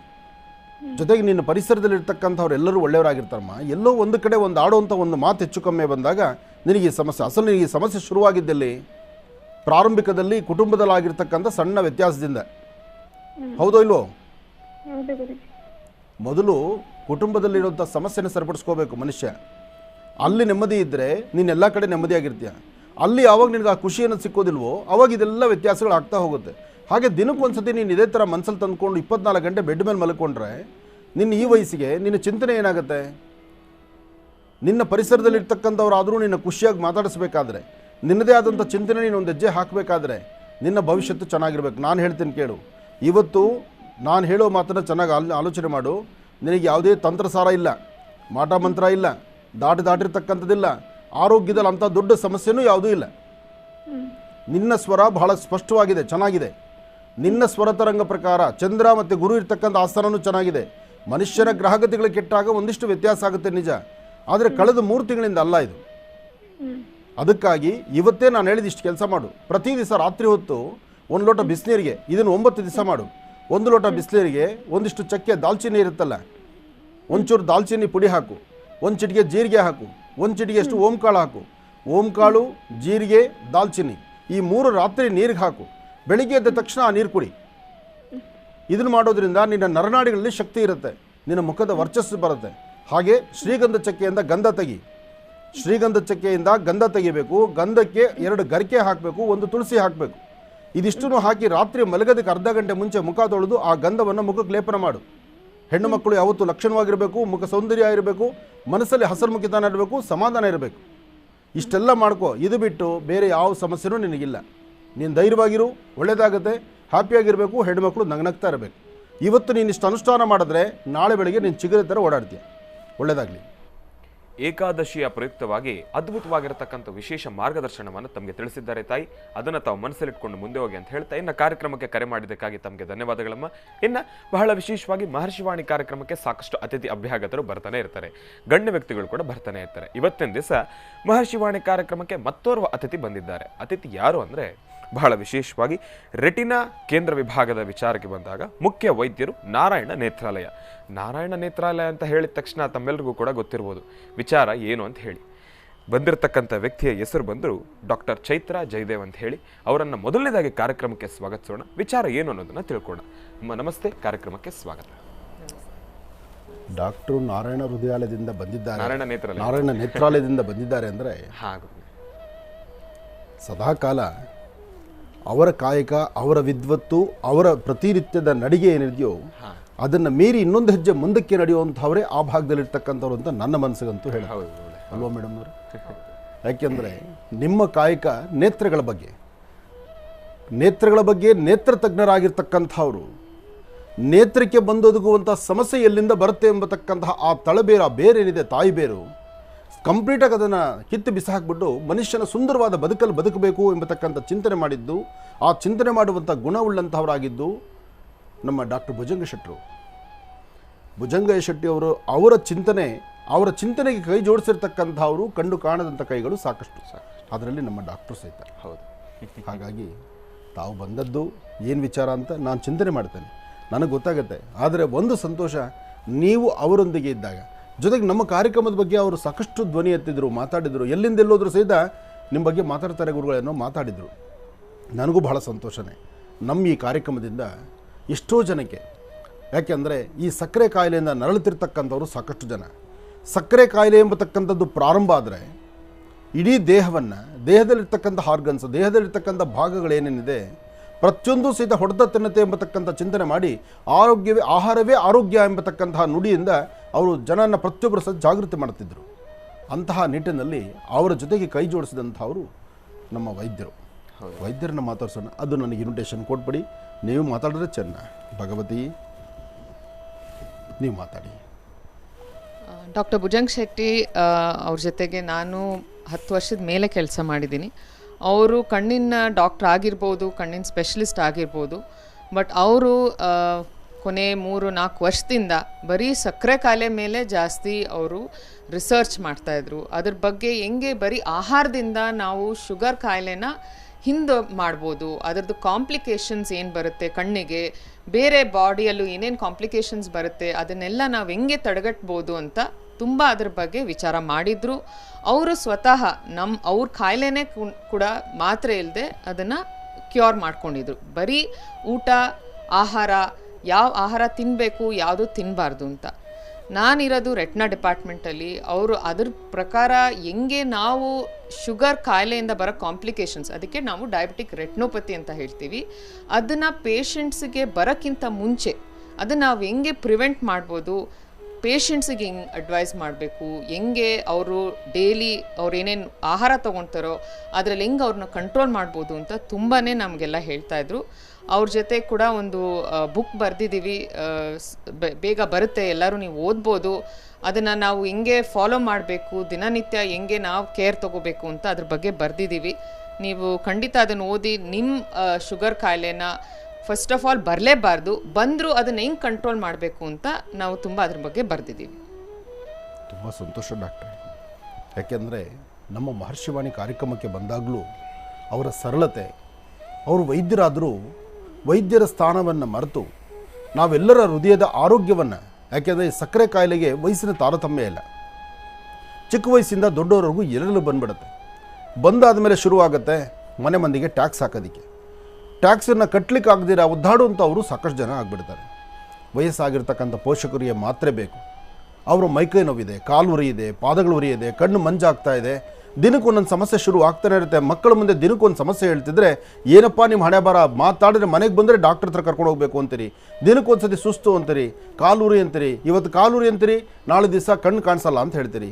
ದಿನಕ್ಕೊಂದು ಸಮಸ್ಯೆ ನೋಡಿ ನೋಡಿ ಬೇಸರ ಆಗಿದೆ ಅಂತಕ್ಕಂಥ ಆ ಬೇಸರದ ಮಾತನ್ನು ಮಕ್ಕಳು ತಂದೆ ತಾಯಿ ಮುಂದೆ ಆಡಿದಾಗ ಬಹುಶಃ ಇವೆಲ್ಲವನ್ನೂ ಸಹಿತ ಅಧ್ಯಯನ ಮಾಡಿ ಅವರು ನೋಡಿ ಆ ಪ್ರತಿಯೊಬ್ಬರ ಮನಸ್ಸಲ್ಲಿರ್ತಕ್ಕಂಥ ನೋವನ್ನು ಅರ್ಥಕೊಂಡೆ ಅವರೂ ಅಂದರೆ ಅವರೂ ಡಯಾಬಿಟಿಕ್ ಆಗಿ ಅವರಲ್ಲೂ ಸಕ್ಕರೆ ಕಾಯಿಲೆ ಇದ್ದು ಆ ನೋವಿಗೆ ಸಂಬಂಧಪಟ್ಟಂಗೆ ಮಾತ್ರೆಗಳು ತಗೊಳ್ತಾ ಇದ್ದು, ಮಾತ್ರೆಗಳನ್ನು ಅವರು ನಿಲ್ಲಿಸಿ ಬೇರೊಬ್ಬರು ಮಾತ್ರೆಗಳು ನಿಲ್ಲಿಸೋಣ, ಆರೋಗ್ಯವನ್ನು ಸರಿಪಡಿಸ್ಕೊಳ್ಳೋಣ, ಆಹಾರವೇ ಆರೋಗ್ಯ ಆಗಬೇಕು ಎಂಬತಕ್ಕಂಥ ಚಿಂತನೆ ಮಾಡಿದ್ರಲ್ಲ, ಅದು ನಿಜಕ್ಕೂ ಮೆಚ್ಚುವಂಥದ್ದು. ಯಾವ ವೈದ್ಯರು ಈ ಚಿಂತನೆ ಮಾಡಲ್ಲ. ಯಾಕೆಂದರೆ ಪ್ರತಿಯೊಬ್ಬ ವೈದ್ಯರಿಗೂ ಅವ್ರದ್ದೇ ಆದ ಜವಾಬ್ದಾರಿ ಇರುತ್ತೆ, ಅವ್ರದ್ದೇ ಆದಂಥ ಕಾಯಕ ಇರುತ್ತೆ. ಆ ಕಾಯಕದಲ್ಲಿ ಅವ್ರನ್ನ ನಂಬಿರ್ತಕ್ಕಂಥ ದೊಡ್ಡ ದೊಡ್ಡ ಕಂಪನಿಗಳಿರುತ್ತೆ. ನಾನು ಈ ಮಾತು ಹೇಳಬಾರ್ದು, ಆದರೂ ಅವ್ರು ಆಡಿರುವ ಮಾತೇ ಇದೆ. ಅಲ್ಲಿ ಕಂಪನಿಗಳು ಡಾಕ್ಟ್ರನ್ನೇ ನಂಬಿರ್ತಕ್ಕಂಥದ್ದು. ಕಂಪನಿಗೆ ಬಂಡವಾಳ ಹಾಕಿ ದೊಡ್ಡ ದೊಡ್ಡದಾದ ಮಟ್ಟದಲ್ಲಿ ಅವರು ಕಂಪನಿ ರೆಡಿ ಮಾಡ್ತಾರೆ, ಟ್ಯಾಬ್ಲೆಟ್ಸನ್ನು ಹೊರಬಿಡ್ತಾರೆ. ಆದರೆ ಇಲ್ಲಿ ಡಾಕ್ಟರ್ ಹೇಳಿದ ಮಾತು, ಟ್ಯಾಬ್ಲೆಟ್ ಬೇಡ, ಆಹಾರ ಸರಿಪಡಿಸ್ಕೊಳ್ಳಿ, ಆಹಾರ ಸರಿಪಡಿಸ್ಕೊಂಡು ನೀವು ಆರೋಗ್ಯವಂತರಾಗಿರಿ. ದುಡ್ಡು ಕಾಸು ಮುಖ್ಯ ಅಲ್ಲ, ನಿಮ್ಮ ಆರೋಗ್ಯ ಚೆನ್ನಾಗಿದ್ದರೆ ನೀವು ಮಾಡುವ ಕಾಯಕ ಚೆನ್ನಾಗಿರುತ್ತೆ ಅಂತಕ್ಕಂಥ ಮಾತಾಡಿದರು. ಅಂತಹ ಭುಜಂಗ ಶೆಟ್ಟರು ಇವತ್ತು ನಮ್ಮೊಂದಿಗಿಲ್ಲ. ಅವರ ಆತ್ಮಕ್ಕೆ ಶಾಂತಿ ಸಿಗಲಿ. ಹಾಗೆ ಅವರೊಂದಿಗೆ ಕಾಯಕವನ್ನು ಮಾಡ್ತಾ ಕೆಲಸ ಮಾಡ್ತಿರ್ತಕ್ಕಂಥ ನಾರಾಯಣ ನೇತ್ರಾಲಯದ ಸಾಕಷ್ಟು ಜನ ಸಿಬ್ಬಂದಿ ಹಾಗೂ ಅವರ ಪರಿವಾರ, ಅವರ ಮುದ್ದಾದಂಥ 2 ಮಕ್ಕಳು, ಎಲ್ಲರಿಗೂ ನೋವಿದೆ. ಅವ್ರ ಜೊತೆಗೆ ನನಗೂ ಸಹಿತ ನೋವಿದೆ. ಯಾಕೆಂದರೆ ಅವ್ರು ಇನ್ನಷ್ಟು ದಿವಸ ಇದ್ದಿದ್ದರೆ ಈ ಸಕ್ಕರೆ ಕಾಯಿಲೆಯ ಒಂದೊಂದು ಭಾಗಗಳಲ್ಲಿ ಆಗುವಂಥ ತೊಂದರೆಗಳಿಗೆ ಏನು ಪರಿಹಾರ, ಆ ಕ್ಷಣಕ್ಕೆ ಏನು ಮಾಡ್ಕೋಬೋದು. ನನ್ನ ಮೂಲ ಉದ್ದೇಶ ಒಂದಿತ್ತು, ಈ ಯಾವುದೇ ಸಮಸ್ಯೆ ಬಂದರೂ ತಡ್ಕೊಳ್ಬೋದು. ಈ ಸ್ಟ್ರೋಕ್ ಅಂತ ಆಗಿಬಿಟ್ರೆ, ಬ್ರೈನ್ ಏನಾದ್ರು ಹೆಚ್ಚು ಕಮ್ಮಿ ಆದರೆ, ಅಲ್ಲಿ ಬ್ಲಡ್ ಕ್ಲಾಟ್ ಆದರೆ ಮನುಷ್ಯನ ಜೀವನ ಅಧೋಗತಿ ಮುಗಿದು ಹೋಯಿತು ಅಂತ. ಅದು ಆಗದಿರೋದ್ರೆ ತಡೆಯೋದಕ್ಕೆ ಏನು ಮಾಡ್ಬೋದು ಅಂತಕ್ಕಂಥದ್ರ ಪ್ರಶ್ನೆ ಮುಂದಿಟ್ಟು ಅದನ್ನು ಮುಂದಿನ ಗುರುವಾರ ತಾವು ಬರಬೇಕು ಅಂತ ನಾನು ಹೇಳಿದ್ದೆ. ಆದರೆ ಗುರುವಾರ ಬರೋಷ್ಟರೊಳಗೆ ನಮ್ಮಿಂದ ಬಹಳ ದೂರ ಆದರು. ಇವತ್ತು ನಭೋಮಂಡಲದಲ್ಲಿ ಕಾಣತಕ್ಕಂಥ ನಕ್ಷತ್ರವಾಗಿಬಿಟ್ರು. ಇರಲಿ, ಅವರ ಆತ್ಮಕ್ಕೆ ಶಾಂತಿ ಸಿಗಲಿ. ಅವರ ಕಾಯಕವನ್ನು ನೆನೆಸೋಣ, ಸ್ಮರಿಸೋಣ. ಅವರ ಕುಟುಂಬಕ್ಕೆ ಒಳ್ಳೆಯದಾಗಲಿ ಅಂತ ಎಲ್ಲರೂ ಹರಿಸೋಣ. ಒಳ್ಳೆಯದಾಗಲಿ. ತಾವು ಬಂದದ್ದು ತುಂಬ ಸಂತೋಷ. ಈ ಕಾರ್ಯಕ್ರಮಕ್ಕೆ ನಾನು ಬರ್ತೇನೆ. ಒಳ್ಳೆಯದಾಗಲಿ ಡಾಕ್ಟ್ರೇ. ಕಾರ್ಯಕ್ರಮಕ್ಕೆ ಬಂದಿದ್ದಕ್ಕಾಗಿ ತಮಗೆ ಧನ್ಯವಾದಗಳಮ್ಮ. ಒಳ್ಳೆಯದಾಗಲಿ ತಾಯಿ. ಇನ್ನು ಬಹಳ ವಿಶೇಷವಾಗಿ ಮಹರ್ಷಿ ಯಾತ್ರೆ ರಾಜ್ಯದೆಲ್ಲೆಡೆ, ದೇಶದೆಲ್ಲೆಡೆ ಸಾಕಷ್ಟು ಜಾಗಗಳಿಗೆ ಮಹರ್ಷಿ ಯಾತ್ರೆ ನಿರಂತರವಾಗಿ ನಡೆದುಕೊಂಡು ಹೋಗ್ತಾನೆ ಇರುತ್ತೆ. ಇನ್ನು ಈ ಒಂದು ಮಹರ್ಷಿ ಯಾತ್ರೆ ಇನ್ನೇನು ತಡ ಇಲ್ಲ, ಇನ್ನೇನು ಅಲ್ಪ ಸ್ವಲ್ಪ ಸಮಯ ಇಲ್ಲ. ಇದೇ ಬರ್ತಕ್ಕಂಥ ಭಾನುವಾರ 4ನೇ ತಾರೀಕು 4/6/2023 ಭಾನುವಾರದಂದು ಬಹಳ ವಿಶೇಷವಾಗಿ ಶ್ರೀ ಮಾರಿಯಮ್ಮ ಶ್ರೀ ರೇಣುಕಾದೇವಿ ದೇವಸ್ಥಾನ 42ನೇ ವರ್ಷದ ವಾರ್ಷಿಕೋತ್ಸವ, ನೂತನ ರಾಜಗೋಪುರದ ಕುಂಭಾಭಿಷೇಕದ ಉದ್ಘಾಟನಾ ಸಮಾರಂಭ ಮಹೋತ್ಸವಕ್ಕೆ ಗುರೂಜಿಯವರು ಆಗಮಿಸ್ತಾ ಇರತಕ್ಕಂಥ ಸ್ಥಳ ಬಂದು 4ನೇ ಕ್ರಾಸ್, ಜೈ ಜವಾನ್ ನಗರ, ಸುಬ್ಬಣ್ಣನ ಪಾಳ್ಯ, ಬೆಂಗಳೂರು, ಬಾನಸವಾಡಿ ಹತ್ರ ಇದೇ ಬರ್ತಕ್ಕಂಥ ಭಾನುವಾರ 4ನೇ ತಾರೀಕು ಗುರುಗಳು ಬರ್ತಾ ಇದ್ದಾರೆ. ಇನ್ನು ತಾವೂ ಕೂಡ ಆ ಒಂದು ಮಹತ್ ಕಾರ್ಯಕ್ಕೆ ಭಾಗಿಯಾಗ್ಬೋದು, ಗುರುಗಳ ಜೊತೆ ತಾವೆಲ್ಲರೂ ಕೂಡ ಕಾರ್ಯಕ್ರಮದಲ್ಲಿ ಭಾಗಿಯಾಗ್ಬೋದು ಅಂತ ಹೇಳ್ತಾ ತಮ್ಮೆಲ್ಲರ ಉಪಸ್ಥಿತಿ ಅಲ್ಲಿರಲಿ. ತಮ್ಮೆಲ್ಲರನ್ನು ಕೂಡ ನೋಡಲಿಕ್ಕೆ ನಾನು ಕೂಡ ಗುರುಜಿಯವ್ರ ಜೊತೆ ಬರ್ತಾ ಇದ್ದೇನೆ. ಗುರುಗಳೇ, ಮತ್ತೆ ತುಲಾ ರಾಶಿಯಿಂದ ರಾಶಿ ಫಲವನ್ನು ಮುಂದುವರಿಸಬೇಕು. ಖಂಡಿತ. ಇನ್ನು ತುಲಾರಾಶಿ. ತುಲಾರಾಶಿ ತುಲಾಲಗ್ನ. ತುಲಾರಾಶಿ ತುಲಾಲಗ್ನದಲ್ಲಿರ್ತಕ್ಕಂಥವ್ರಿಗೆ ಚಂದ್ರ ಇರ್ತಕ್ಕಂಥ ಆಸ್ಥಾನ ಚೆನ್ನಾಗಿದ್ದು, ಗುರು ಇರ್ತಕ್ಕಂಥ ಆಸ್ಥಾನ ಚೆನ್ನಾಗಿದೆ. ಗುರು ಮತ್ತು ಚಂದ್ರ ಇರ್ತಕ್ಕಂಥ ಆಸ್ಥಾನ ಚೆನ್ನಾಗಿದ್ದಾಗಲೇ ತಾವು ಅಂದುಕೊಂಡಷ್ಟು ಕೆಲಸ ಕಾರ್ಯಗಳನ್ನು ಸಿದ್ಧಿಪಡಿಸ್ಕೊಳ್ಬಹುದು. ಇವತ್ತು ನಿಮ್ಮ ಒಳಮನಸ್ಸಲ್ಲಿ ಒಂದಷ್ಟು ಚಂಚಲತೆ ಇರುತ್ತೆ, ಒಂದಷ್ಟು ಭಯದ ವಾತಾವರಣ ಇರುತ್ತೆ. ಆದರೂ ಧೈರ್ಯವಾಗಿ ಒಂದು ಹೆಜ್ಜೆ ಮುಂದೆ ಹಾಕಿ ಅಂದುಕೊಂಡಿದ್ದನ್ನು ಸಾಧನೆ ಮಾಡ್ತೀರಿ. ಇವತ್ತು ನೀವು ಮಾಡುವಂತಹ ಯಾವುದೇ ಕೆಲಸ ಕಾರ್ಯಗಳಿಗಾದರೂ ನಿಮ್ಮ ಮನೆ ದೇವರನ್ನು ಪ್ರಾರ್ಥನೆ ಮಾಡ್ತಾ ಸಾಧ್ಯವಾದರೆ ಬೆಳಗ್ಗೆ 9 ವರ್ಷದ ಒಳಗಿರ್ತಕ್ಕಂಥ ಮಕ್ಕಳಿಗೆ ಒಂದಷ್ಟು ತಿಂಡಿ ತಿನಿಸನ್ನು ಕೊಡೋದ್ರಿಂದ ಹೆಚ್ಚಿನ ಫಲಾಫಲಗಳನ್ನು ಖಂಡಿತ ಸಿದ್ಧಿಪಡಿಸ್ಕೊಳ್ತೀರಿ. ಮಾಡುವ ಪ್ರತಿಯೊಂದು ಕಾಯಕವೂ ವಿಶೇಷವಾಗಿರ್ತಕ್ಕಂಥದ್ದೇ ಆಗುತ್ತೆ. ಆದರೆ ಸಂಜೆ ವೇಳೆಗೆ 4 ರಿಂದ 6 ಈ ಸಮಯದಲ್ಲಿ ಮಾತ್ರ ನಿಮ್ಮ ಆರೋಗ್ಯದಲ್ಲಿ ಸಣ್ಣ ಪುಟ್ಟ ವ್ಯತ್ಯಾಸ ಆಗ್ಬೋದು. ಸ್ವಲ್ಪ ಜವಾಬ್ದಾರಿ ಇರಲಿ, ಎಚ್ಚರಿಕೆ ಇರಲಿ. ಜೊತೆಗೆ ಈ ಸಮಯದಲ್ಲಿ ಮಾಡುವ ಪ್ರತಿಯೊಂದು ಕಾಯಕವೂ ಸಹಿತ ಅಭಿವೃದ್ಧಿ ಆಗಬೇಕು, ಶ್ರೇಷ್ಠದಿಂದ ಇರಬೇಕು, ಅಥವಾ ಏನಾದರೂ ಸಾಧನೆ ಮಾಡ್ಕೋಬೇಕು ಅಂದರೆ ನೀವು ಮಾಡಬೇಕಾಗಿರ್ತಕ್ಕಂಥದ್ದು ನಿಮ್ಮ ಕುಲದೇವರ ಪ್ರಾರ್ಥನೆ ಜೊತೆಗೆ ಅನುಭವಸ್ಥರ ಮಾತು. ಇದು ನಿಮಗೆ ಹೆಚ್ಚಿನ ಫಲವನ್ನು ಕೊಡುತ್ತೆ. ಒಳ್ಳೆಯದಾಗಲಿ, ಶುಭವಾಗಲಿ. ಇನ್ನು ವೃಶ್ಚಿಕ ರಾಶಿ. ವೃಶ್ಚಿಕ ರಾಶಿ ಲಗ್ನದಲ್ಲಿರ್ತಕ್ಕಂಥವ್ರಿಗೆ ಚಂದ್ರನ ಆಸ್ಥಾನ ಚೆನ್ನಾಗಿದೆ, ಗುರು ಇರ್ತಕ್ಕಂಥ ಆಸ್ಥಾನ ಚೆನ್ನಾಗಿದೆ. ಆರ್ಥಿಕ ಪರಿಸ್ಥಿತಿ ಪರವಾಗಿಲ್ಲ, ವ್ಯಾಪಾರ ವ್ಯವಹಾರಗಳು ಪರವಾಗಿಲ್ಲ, ಅಂದುಕೊಂಡಷ್ಟು ಲಾಭವನ್ನೇ ಗಳಿಸ್ತೀರಿ. ಆದರೆ ಸಣ್ಣ ಸಣ್ಣ ವಿಚಾರಕ್ಕೂ ಸಹಿತ ಮೂಗಿಂತುದಲ್ಲಿ ಕೋಪ ಇಟ್ಕೊಳ್ತೀರಿ. ಕೋಪದಿಂದ ಏನನ್ನೂ ಸಾಧನೆ ಮಾಡಲಿಕ್ಕಾಗಲ್ಲ. ಆದರೆ ನಿಮ್ಮ ವರ್ಚಸ್ಸು ತೇಜಸ್ಸು ಅದನ್ನು ಮತ್ತಷ್ಟು ಅಭಿವೃದ್ಧಿಪಡಿಸ್ಕೊಳ್ಬೇಕಾದ್ರೆ ನೀವು ಮಾಡುವ ಕಾಯಕವನ್ನು ಆಲೋಚನೆ ಮಾಡಿ ಸರಿಯಾದ ಮಾರ್ಗದಲ್ಲಿ ತೆಗೆದುಕೊಳ್ಬೇಕು. ಹಾಗೆ ಫಲಾಫಲಗಳನ್ನು ಸಿದ್ಧಿಪಡಿಸ್ಕೊಳ್ತಕ್ಕಂಥ ಯೋಗ ಫಲ ಇರೋದ್ರಿಂದ ಇವತ್ತಿನ ದಿವಸ ನೀವು ಮಾಡುವಂಥ ಕೆಲಸದಲ್ಲಿ ಮತ್ತಷ್ಟು ಅಭಿವೃದ್ಧಿ ಆಗಲಿಕ್ಕೆ ನಿಮ್ಮ ಪ್ರಾಂತ್ಯದಲ್ಲಿರ್ತಕ್ಕಂಥ ಗ್ರಾಮ ದೇವತೆ ದೇವಾಲಯಕ್ಕೆ ಬಂದು ಅಲ್ಲಿ ದೇವಿಯ ಸಾನ್ನಿಧ್ಯದಲ್ಲಿ ಒಂದು ದೀಪವನ್ನು ಹಚ್ಚಿ, ಜೊತೆಗೆ ಬುಧವಾರ ಏಕಾದಶಿ ಇವತ್ತು ಮಹಾವಿಷ್ಣು ಪ್ರಾರ್ಥನೆ ಮಾಡಿ ವಿಷ್ಣು ದೇವರಿಗೆ ಒಂದು ತುಳಸಿಯಿಂದ ಅರ್ಚನೆ ಸಂಕಲ್ಪ ಮಾಡಿಸೋದ್ರಿಂದ ಮತ್ತಷ್ಟು ಅಭಿವೃದ್ಧಿಯನ್ನು ತಾವು ಸಿದ್ಧಿಪಡಿಸ್ಕೊಳ್ತೀರಿ. ಇವತ್ತು ಸಾಧ್ಯವಾದಷ್ಟು ಮಧ್ಯಾಹ್ನ ಆಹಾರಕ್ಕೆ, ಅಂದರೆ ಮಧ್ಯಾಹ್ನ ಏನು ಹಣ್ಣು ಹಂಪಲು ಆಹಾರ ತೊಗೊಳ್ತಿರೋ ಅಥವಾ ಉಪವಾಸ ಅಂತ ನೀವಿರ್ತೀರೋ, ನೀವು ಉಪವಾಸ ಆದರೂ ಪರವಾಗಿಲ್ಲ, ಆದರೆ ಪಶು ಪಕ್ಷಿ ಪ್ರಾಣಿಗಳಿಗೆ ಮಾತ್ರ ಒಂದಿಷ್ಟು ಆಹಾರವನ್ನು ಉಣಬಡಿಸಿ ಮತ್ತಷ್ಟು ಅಭಿವೃದ್ಧಿಯನ್ನೇ ಕಾಣ್ತೀರಿ. ಒಳ್ಳೆ ಚಿಂತನೆ ಮಾಡ್ತಕ್ಕಂಥದ್ದು, ಒಳ್ಳೆ ಆಲೋಚನೆ ಮಾಡ್ತಕ್ಕಂಥದ್ದು ಯಾವತ್ತಿಗೂ ಅದು ಬಹಳ ಯಶಸ್ಸಾಗಿರ್ತಕ್ಕಂಥದ್ದೇ. ಒಳ್ಳೆಯದಾಗಲಿ, ಶುಭವಾಗಲಿ. ಇನ್ನು ಧನುರಾಶಿ.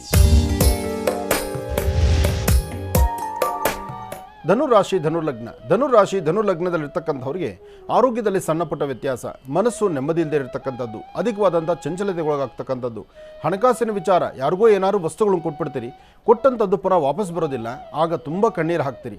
ಇಂತಹ ನೋವು ಇವತ್ತು ಸಾಕಷ್ಟು ಎದುರಾಗುತ್ತೆ. ಜೊತೆಗೆ ಕೊಟ್ಟ ಮಾತಿನಂತೆ ನಡ್ಕೊಳ್ಳೋಕ್ಕಾಗಲ್ಲ, ಬೇಡವಾದ ವಿಚಾರಗಳು ತುಂಬ ತಲೆಯಲ್ಲಿ ಕೂತ್ಕೊಳ್ಳುತ್ತೆ, ಅದರಿಂದ ಹೊರಗಡೆ ಬರೋದು ಬಹಳ ಕಷ್ಟ. ಹಾಗೆ ಇವತ್ತು ಏನೋ ಒಂಥರ ಆಯಾಸ, ಯಾವ ಕೆಲಸಕ್ಕೂ ಇಂಟ್ರೆಸ್ಟ್ ಇರಲ್ಲ, ಬಲವಂತ ಮಾಗಸ್ನಾನ, ಬೆಳಗ್ಗೆ ಮನೆಯಿಂದ ಆಚೆ ಹೊರಡ್ತಕ್ಕಂಥದ್ದು, ಉದ್ಯೋಗಕ್ಕೆ ಹೊರಡಲೇಬೇಕಲ್ಲಪ್ಪ, ಅಥವಾ ಕೊಟ್ಟ ಮಾತಿನಂತೆ ನಡ್ಕೊಳ್ಳೇಬೇಕಲ್ವ, ಅಥವಾ ಇವತ್ತೊಂದು ಜವಾಬ್ದಾರಿ ಕೆಲಸ ಇದೆ ಮಾಡಿ ಮುಗಿಸ್ಲೇಬೇಕು. ಈ ಪ್ರಕಾರವಾಗಿ ಮಂದಗತಿಯಲ್ಲಿ ಸಾಗುವಂಥ ದಿನ ಇವತ್ತು ನಿಮಗೆ ಧನುರಾಶಿಯವರಿಗಿದೆ. ಆದರೆ ಇಂತಹ ಸಮಯದಲ್ಲೇ ನೀವು ಮಾಡಬೇಕಾದ್ದು ನಿಮ್ಮ ಧರ್ಮದ ಗುರುಗಳನ್ನು ಪ್ರಾರ್ಥನೆ ಮಾಡಿ ಮನೆಯಲ್ಲಿರ್ತಕ್ಕಂಥ ಹಿರಿಯರನ್ನ ಜೊತೆ ಕೂತು ಸಮಾಲೋಚನೆ ಮಾಡಿ ಇವತ್ತಿನ ಕಾಯಕವನ್ನು ಮತ್ತಷ್ಟು ಅಭಿವೃದ್ಧಿಪಡಿಸ್ಕೊಳ್ತಕ್ಕಂಥದ್ದು. ಒಳ್ಳೆಯದಾಗಲಿ, ಶುಭವಾಗಲಿ. ಧನುರಾಶಿವರೆಗೂ ಕೂಡ ರಾಶಿ ಫಲವನ್ನು ತಿಳ್ಕೊಂಡ್ವಿ. ಈಗ ಕಾರ್ಯಕ್ರಮದಲ್ಲಿ ಮತ್ತೊಂದು ಕರೆ ಸಿದ್ಧವಾಗಿದೆ, ಬನ್ನಿ ತಿಳ್ಕೊಳ್ಳೋಣ. ಹಲೋ ಹಲೋ ಅಮ್ಮ, ನಮಸ್ತೆ. ಚೆನ್ನಾಗಿದ್ದೀರಮ್ಮ? ನಮಸ್ತೆ. ನಮಸ್ತೆ ನಮಸ್ತೆ ಅಮ್ಮ, ನಮಸ್ತೆ. ಎಲ್ಲಿಂದ ಕರೆ ಮಾಡ್ತಿದ್ದೀರಿ? ನಮಸ್ತೆ ಗುರುಜಿ. ನಮಸ್ತೆ ಅಮ್ಮ. ನಾವು ಬೆಂಗಳೂರಿಂದ ಮಾತಾಡೋದು. ಹಾ ತಾಯಿ, ತಮ್ಮ ಹೆಸರು? ನಮ್ಮ ಊರು ಮಂಗಳೂರು. ಹಾ ಹಾ ಹಾ. ನೀವು ಇರುವುದು ಬೆಂಗಳೂರಲ್ಲಿ ಇರ್ತೇವೆ. ಆಯ್ತು ತಾಯಿ, ಆಯ್ತು. ತಮ್ಮ ಹೆಸರಮ್ಮ? ಮಮತಾ ಅಂತ. ಜಾತಕ ಹೆಸರು ಭಾರತಿ. ಆಯ್ತು ತಾಯಿ. ಯಾರ ಬಗ್ಗೆ ತಿಳ್ಕೊಳ್ಬೇಕಾಗಿತ್ತು? ನನ್ನ ಬಗ್ಗೆನೇ ಕೇಳಲಿಕ್ಕಿತ್ತು. ಆಯ್ತು ತಾಯಿ, ಗುರುಜಿ ಅವರು ಇದ್ದಾರೆ ಅಮ್ಮ, ಮಾತಾಡಿ. ಹಲೋ. ಹಲೋ, ನಮಸ್ತೆ ಸರ್. ನಮಸ್ತೆ ತಾಯಿ, ಹೇಳಮ್ಮ. ತುಂಬಾ ವರ್ಷದಿಂದ ಕಾಲ್ ಮಾಡ್ತಿದ್ದೆ ಸರ್. ಅದೇ ಸ್ವಲ್ಪ ಸಮಸ್ಯೆ ಇದೆ, ಹಣಕಾಸಿನ ಸಮಸ್ಯೆ ಇದೆ. ಎಷ್ಟು ದುಡಿದ್ರು ಏನು ಪ್ರಾಬ್ಲಮ್ ಸಾಲ್ವ್ ಆಗ್ತಾ ಇಲ್ಲ. ಅದ್ರ ಬಗ್ಗೆ ಅಂತ ಕೇಳಲಿಕ್ಕಿತ್ತು ಸರ್. ಇಲ್ಲಮ್ಮ, ನಿಮ್ಮ ಸ್ವರತರಂಗ ಪ್ರಕಾರ ನಿಮ್ಮ ಈ ಸಮಸ್ಯೆಗಳು ಬರ್ತಕ್ಕಂಥ ಫೆಬ್ರವರಿವರೆಗೂ ಹೀಗೆ ಇರುತ್ತೆ. ಅಂದ್ರೆ 2023 ನಿಮಗೆ ಲಾಭ ಅಲ್ಲ. ಈ ಸನ್ನಿವೇಶದಲ್ಲಿ ದುಡಿಮೆನೂ ಜಾಸ್ತಿ ಆಗಬೇಕು ಮತ್ತು ಎಲ್ಲಾ ತರ ವ್ಯವಹಾರಗಳು ಕಷ್ಟಗಳಲ್ಲಿ ಬರುತ್ತೆ. ಅದಕ್ಕಿಂತ ಮುಖ್ಯವಾಗಿ ಯಾರೊಬ್ರು ಸಹಿತ ನಿಮ್ಮ ಮಾತು ಕಟ್ಟಿ ಬೀಳ್ತಕ್ಕಂಥವ್ರಿಲ್ಲ. ಎಲ್ಲರ ಬಗ್ಗೆ ನಿಮ್ಮ ಚಿಂತನೆ ಇದೆ, ನೀವೆಲ್ಲರ ಬಗ್ಗೆ ಚಿಂತನೆ ಮಾಡ್ತೀರಿ, ಆದರೆ ನಿಮ್ಮ ಮಾತನ್ನು ಯಾರೂ ಒಪ್ಪುವಂಥವ್ರಲ್ಲ. ಇಂತಹ ಪರಿಸ್ಥಿತಿ ಎದುರಾಗುತ್ತೆ. ಅಂದರೆ ಮನುಷ್ಯನ ಗ್ರಹಗತಿಗಳು ಸರಿ ಇಲ್ಲ ಅಂದಾಗ ಮನುಷ್ಯ ತಾನು ಮಾಡುವಂಥ ಯಾವುದೇ ಒಳ್ಳೆಯ ಕೆಲಸ ಆದರೂ ಅದು ಕಣ್ಣು ಕಾಣದಂಥ ರೀತಿಯಲ್ಲೇ ಇರುತ್ತೆ. ಹಾಗೆ ಒಂದಷ್ಟು ಸಂಕಟಗಳು, ಅದು ಹೇಳಲಿಕ್ಕಾಗದಂಥ ಪರಿಸ್ಥಿತಿಗಳು ಇವೆಲ್ಲವೂ ಎದುರಾಗುತ್ತೆ. ಆದರೆ ಫೆಬ್ರವರಿ 16ನೇ ತಾರೀಕು ದಾಟಿದ್ರೆ ನಿಮ್ಮ ಸ್ವರತರಂಗ ಪ್ರಕಾರ ಫೆಬ್ರವರಿ 16 ದಾಟಿದ್ರೆ ಅಲ್ಲಿಂದ ಆಚೆಗೆ ಒಂದು ಹೊಸ ಬೆಳಕನ್ನು ಕಾಣ್ತೀರಿ. ನೀವು ಸಾಧ್ಯವಾದರೆ ಜನವರಿ 14 ಆದಮೇಲೆ ನಿಮ್ಮ ಮನೆ ದೇವರ ಪ್ರಾರ್ಥನೆ ಮಾಡಿ ಶಂಕರನಾರಾಯಣ ದೇವಸ್ಥಾನ ಅಥವಾ ಶಿವಪಾರ್ವತಿಯರಿರ್ತಕ್ಕಂಥ ಸಾನ್ನಿಧ್ಯ ಅಥವಾ ಶಿವಕೇಶವರಿರ್ತಕ್ಕಂಥ ಸಾನ್ನಿಧ್ಯಕ್ಕೆ ಬಂದು ಒಮ್ಮೆ ದರ್ಶನ ಮಾಡ್ಕೊಂಡು ಹೊರಡ್ತಕ್ಕಂಥದ್ದು ಬಹಳ ಉತ್ತಮ. ಇದು ಪ್ರಸ್ತುತ ಗ್ರಹಗತಿಗಳಲ್ಲಿರ್ತಕ್ಕಂಥ ವ್ಯತ್ಯಾಸ ಅಷ್ಟೇ, ಆದರೆ ಬೇರೆ ಯಾವ ಸಮಸ್ಯೆ ನಿಮ್ದಲ್ಲ. ನಿಮ್ಮ ಸ್ವರತರಂಗ ಪ್ರಕಾರ ನಿಮ್ಮ ಗ್ರಹಗತಿಗಳಲ್ಲಿರ್ತಕ್ಕಂಥ ತೊಂದರೆ ಇದ್ದರಿಂದ ಇದು ಸ್ವಲ್ಪ ವ್ಯತ್ಯಾಸ ಆಗ್ತಾ ಇದೆ. ಅದಾದ ನಂತರ ಖಂಡಿತ ಅನುಕೂಲ ಆಗುತ್ತೆ, ಒಳ್ಳೆ ಯಶಸ್ಸಿದೆ. ಒಳ್ಳೇದಾಗ್ಲಿಮ್ಮ. ಮಮತಾರವರು ಬೆಂಗಳೂರಿನಿಂದ ಕರೆ ಮಾಡಿದ್ದಕ್ಕಾಗಿ, ಕಾರ್ಯಕ್ರಮಕ್ಕೆ ಕರೆ ಮಾಡಿದ್ದಕ್ಕಾಗಿ ಧನ್ಯವಾದಗಳಮ್ಮ. ಈಗ ಕಾರ್ಯಕ್ರಮದಲ್ಲಿ ಮತ್ತೊಂದು ಕರೆ ಸಿದ್ಧವಾಗಿದೆ, ಬನ್ನಿ ತಿಳ್ಕೊಳ್ಳೋಣ. ಹಲೋ ಹಲೋ ಅಮ್ಮ, ನಮಸ್ತೆ. ಚೆನ್ನಾಗಿದ್ದೀರಾ? ಹಾ, ಚೆನ್ನಾಗಿದ್ದೀವಿ ಗುರುಜಿ. ನಮಸ್ತೆ ನಮಸ್ತೆ. ಎಲ್ಲಿಂದ ಕರೆ ಮಾಡ್ತಿದ್ದೀರಿ? ಹೆಸರು ಊರು ಬೇಡ ಗುರುಜಿ. ಆಯ್ತು ತಾಯಿ, ಯಾರ ಬಗ್ಗೆ ತಿಳ್ಕೊಳ್ಬೇಕಾಗಿತ್ತಮ್ಮ? ನನ್ ಬಗ್ಗೆನೇ ತಿಳ್ಕೊಬೇಕಿತ್ತು. ಆಯ್ತು ತಾಯಿ, ಗುರುಜಿ ಅವರು ಇದ್ದಾರೆ, ಮಾತಾಡಿಮ್ಮ. ಹಲೋ ಗುರುಜಿ. ನಮಸ್ತೆ ತಾಯಿ, ಚೆನ್ನಾಗಿದ್ದೀರಮ್ಮ? ಚೆನ್ನಾಗಿದ್ದೀವಿ ಗುರುಜಿ. ಇದು 3 ವರ್ಷ ಆಯ್ತು ಮದ್ವೆ ಆಗಿ, ಇನ್ನು ಮಕ್ಕಳಾಗಿಲ್ಲ ಗುರುಜಿ. ಹಾಸ್ಪಿಟ್ಲ್ ಎಲ್ಲ ತೋರ್ಸಿದ್ರೆ ಈಗ IVF ಟ್ರೀಟ್ಮೆಂಟ್ ಬರ್ಕೊಟ್ಟಿದ್ದಾರೆ, 2.5 ಲಕ್ಷ ಆಗುತ್ತೆ ಅಂತ ಹೇಳಿದ್ದಾರೆ. 3 ವರ್ಷ ಆಗಿದೆ, ಆಗ್ಲೇ IVF ಹೋಗಿದ್ದೀರಿ, 2.5 ವರ್ಷ ಆಗುತ್ತೆ ಅಂತ ಹೇಳ್ತಿದ್ದಾರೆ. ಹಾ ಗುರುಜಿ. 2.5 ಲಕ್ಷ? 2.5 ಲಕ್ಷ ಅದೃಷ್ಟ. 2.5 ಲಕ್ಷ ಅಂದ್ರೆ ಅದು ತುಂಬಾ ಕಡಿಮೆ ಪ್ರೈಸ್ ಅಮ್ಮ. ಅದು ಟ್ಯೂಬ್ ಬ್ಲಾಕ್ ಆಗಿದೆ ಅಂತ ಹೇಳ್ತಾರೆ ಗುರುಜಿ. ಇನ್ನೊಂದ್ ಕಡೆ ಹಾಸ್ಪಿಟ್ಲ್ಗೆ ತೋರ್ಸಿದ್ರೆ ಆತರ ಏನಿಲ್ಲ ಅಂತ ಹೇಳ್ತಾರೆ. ತುಂಬಾ ಹಾಸ್ಪಿಟ್ಲ್ಗಳಿಗೆ ತೋರ್ಸಿದೀವಿ. ನಾನೊಂದು ಮಾತು ಹೇಳ್ತೀನಿ ಕೇಳ್ತೀಯಮ್ಮ. ನಿನ್ನ ಸ್ವರತರಂಗ ಪ್ರಕಾರ ನಿನಗೆ ನ್ಯಾಚುರಲ್ ಆಗಿ ನಾರ್ಮಲ್ ಆಗಿ ಆಗತ್ತೆ. ನಿನಗೆ IVF ಬೇಡ, 2.5 ಲಕ್ಷ ರೂಪಾಯಿ ಹುಂಡಿಗೆ ತಗೊಂಡೋಗಿ ಹಾಕ್ಲೂ ಬೇಡ. ಸ್ವಲ್ಪ ತಾಳ್ಮೆ ತಗೋ. ನೀವು ಗಂಡ ಹೆಂಡ್ತಿರಿ ಇಬ್ರು ಸಮಾಧಾನವಾಗಿ ಹಸನ್ಮುಖಿಯಾಗಿ ನಗನಗ್ತಾ ಇದೆಲ್ಲ ಟೆನ್ಷನ್ನ ಬಿಟ್ಟು, ಮೊದಲು ವ್ಯಕ್ತಿ ಇವತ್ತಿನ ಪರಿಸ್ಥಿತಿ ಹೇಗಿದೆ ಅಂದರೆ ಗಂಡ ಹೆಂಡ್ತಿರಲ್ಲಿ ಅಧಿಕವಾದಂಥ ಟೆನ್ಷನ್ ಜೊತೆಗೆ ನಿಮ್ಮ ಮೈಂಡ್ ಸೆಟ್ ಹೇಗಾಗ್ಬಿಟ್ಟಿದೆ ಅಂದರೆ, ಓ ನಮಗೆ ನ್ಯಾಚುರಲ್ ಆಗಿ ಆಗೋದೇ ಇಲ್ಲ. ಹಾ ಗುರುಜಿ, ಹಾಸ್ಪಿಟ್ಲ್ಗೆ ಹೋದ್ರೆ ಇವಾಗ ಅವಾಗಿಂದ ಈಗ ಎಷ್ಟು ತುಂಬಾ ದುಡ್ಡು ಖರ್ಚಾಗಿದೆ. ಒಂದ್ ಬ್ಲಡ್ ಚೆಕಪ್ ಅಂತ ಹೋದ್ರೆ 6,000 ತಗೋತಾರೆ. ಈಗ ಸುಮ್ನೆ ಹೋಗ್ ಬರ್ಬೇಕು ಅಂದ್ರೆ ತುಂಬಾ 3 ತಿಂಗಳಿಂದ ತುಂಬಾ ಟ್ಯಾಬ್ಲೆಟ್ ನುಂಗಿದ್ದೀನಿ ಗುರುಜಿ. ನಾನು ಹೇಳಿದ್ ಮಾಡಮ್ಮ, 100ಕ್ಕೆ 100 ಪಾಲು ನಿನಗೆ ಸಂತಾನ ಆಗತ್ತೆ. ನಿನ್ನ ಸ್ವರತರಂಗ ತುಂಬಾ ಚೆನ್ನಾಗಿದೆ, ನಿನಗೆ ಸಂತಾನ ಆಗಲ್ಲ ಅಂತಿಲ್ಲ, ಆಗತ್ತೆ. ಸ್ವಲ್ಪ ತಾಳ್ಮೆ ತಗೋ. ನಿನಗೆ ಅಷ್ಟು ಒಂದು ಕೆಲಸ ಮಾಡು, ನಿನ್ನ ಮತ್ತು ನಿಮ್ಮ ಮನೆಯವರ ಇಬ್ಬರ ಕಣ್ಣರೇಖೆ ಫೋಟೋನ ನಮಗೆ ಕಳಿಸ್ಕೊಡು. ಅದಕ್ಕೆ ಸೂಕ್ತವಾದಂಥ ಸಣ್ಣದ ಒಂದು ಪರಿಹಾರ ನಾನು ತಿಳಿಸ್ತೀನಿ. ಆದರೆ ಒಂದು ಸತ್ಯಾಂಶ, ನಿನ್ನ ಸ್ವರತರಂಗ ಪ್ರಕಾರ ನೀನು ಖಂಡಿತ ಯಾವ ಸಮಸ್ಯೆ ಇಲ್ಲ. ಮಂತ್ಲಿ ಡೇಟ್ಸ್ ಎಲ್ಲ ಕರೆಕ್ಟಾಗಿ ಆಗ್ತಾಯಿದೆ ತಾನೇ? ಇಲ್ಲ ಗುರುಜಿ, ಅದು ಒಂದೊಂದ್ಸತಿ 3 ತಿಂಗಳು 4 ತಿಂಗಳು ಆಗೋಗುತ್ತೆ. ಅವರು ಹಾಸ್ಪಿಟಲ್ ಕೇಳಿದ್ರೆ ವರ್ಷಕ್ಕೆ 6 ಸತಿ ಆದ್ರೆ ಸಾಕು ಪೀರಿಯಡ್, ಅದೇನು ತೊಂದರೆ ಇಲ್ಲ ಅಂತ ಹೇಳ್ತಾರೆ.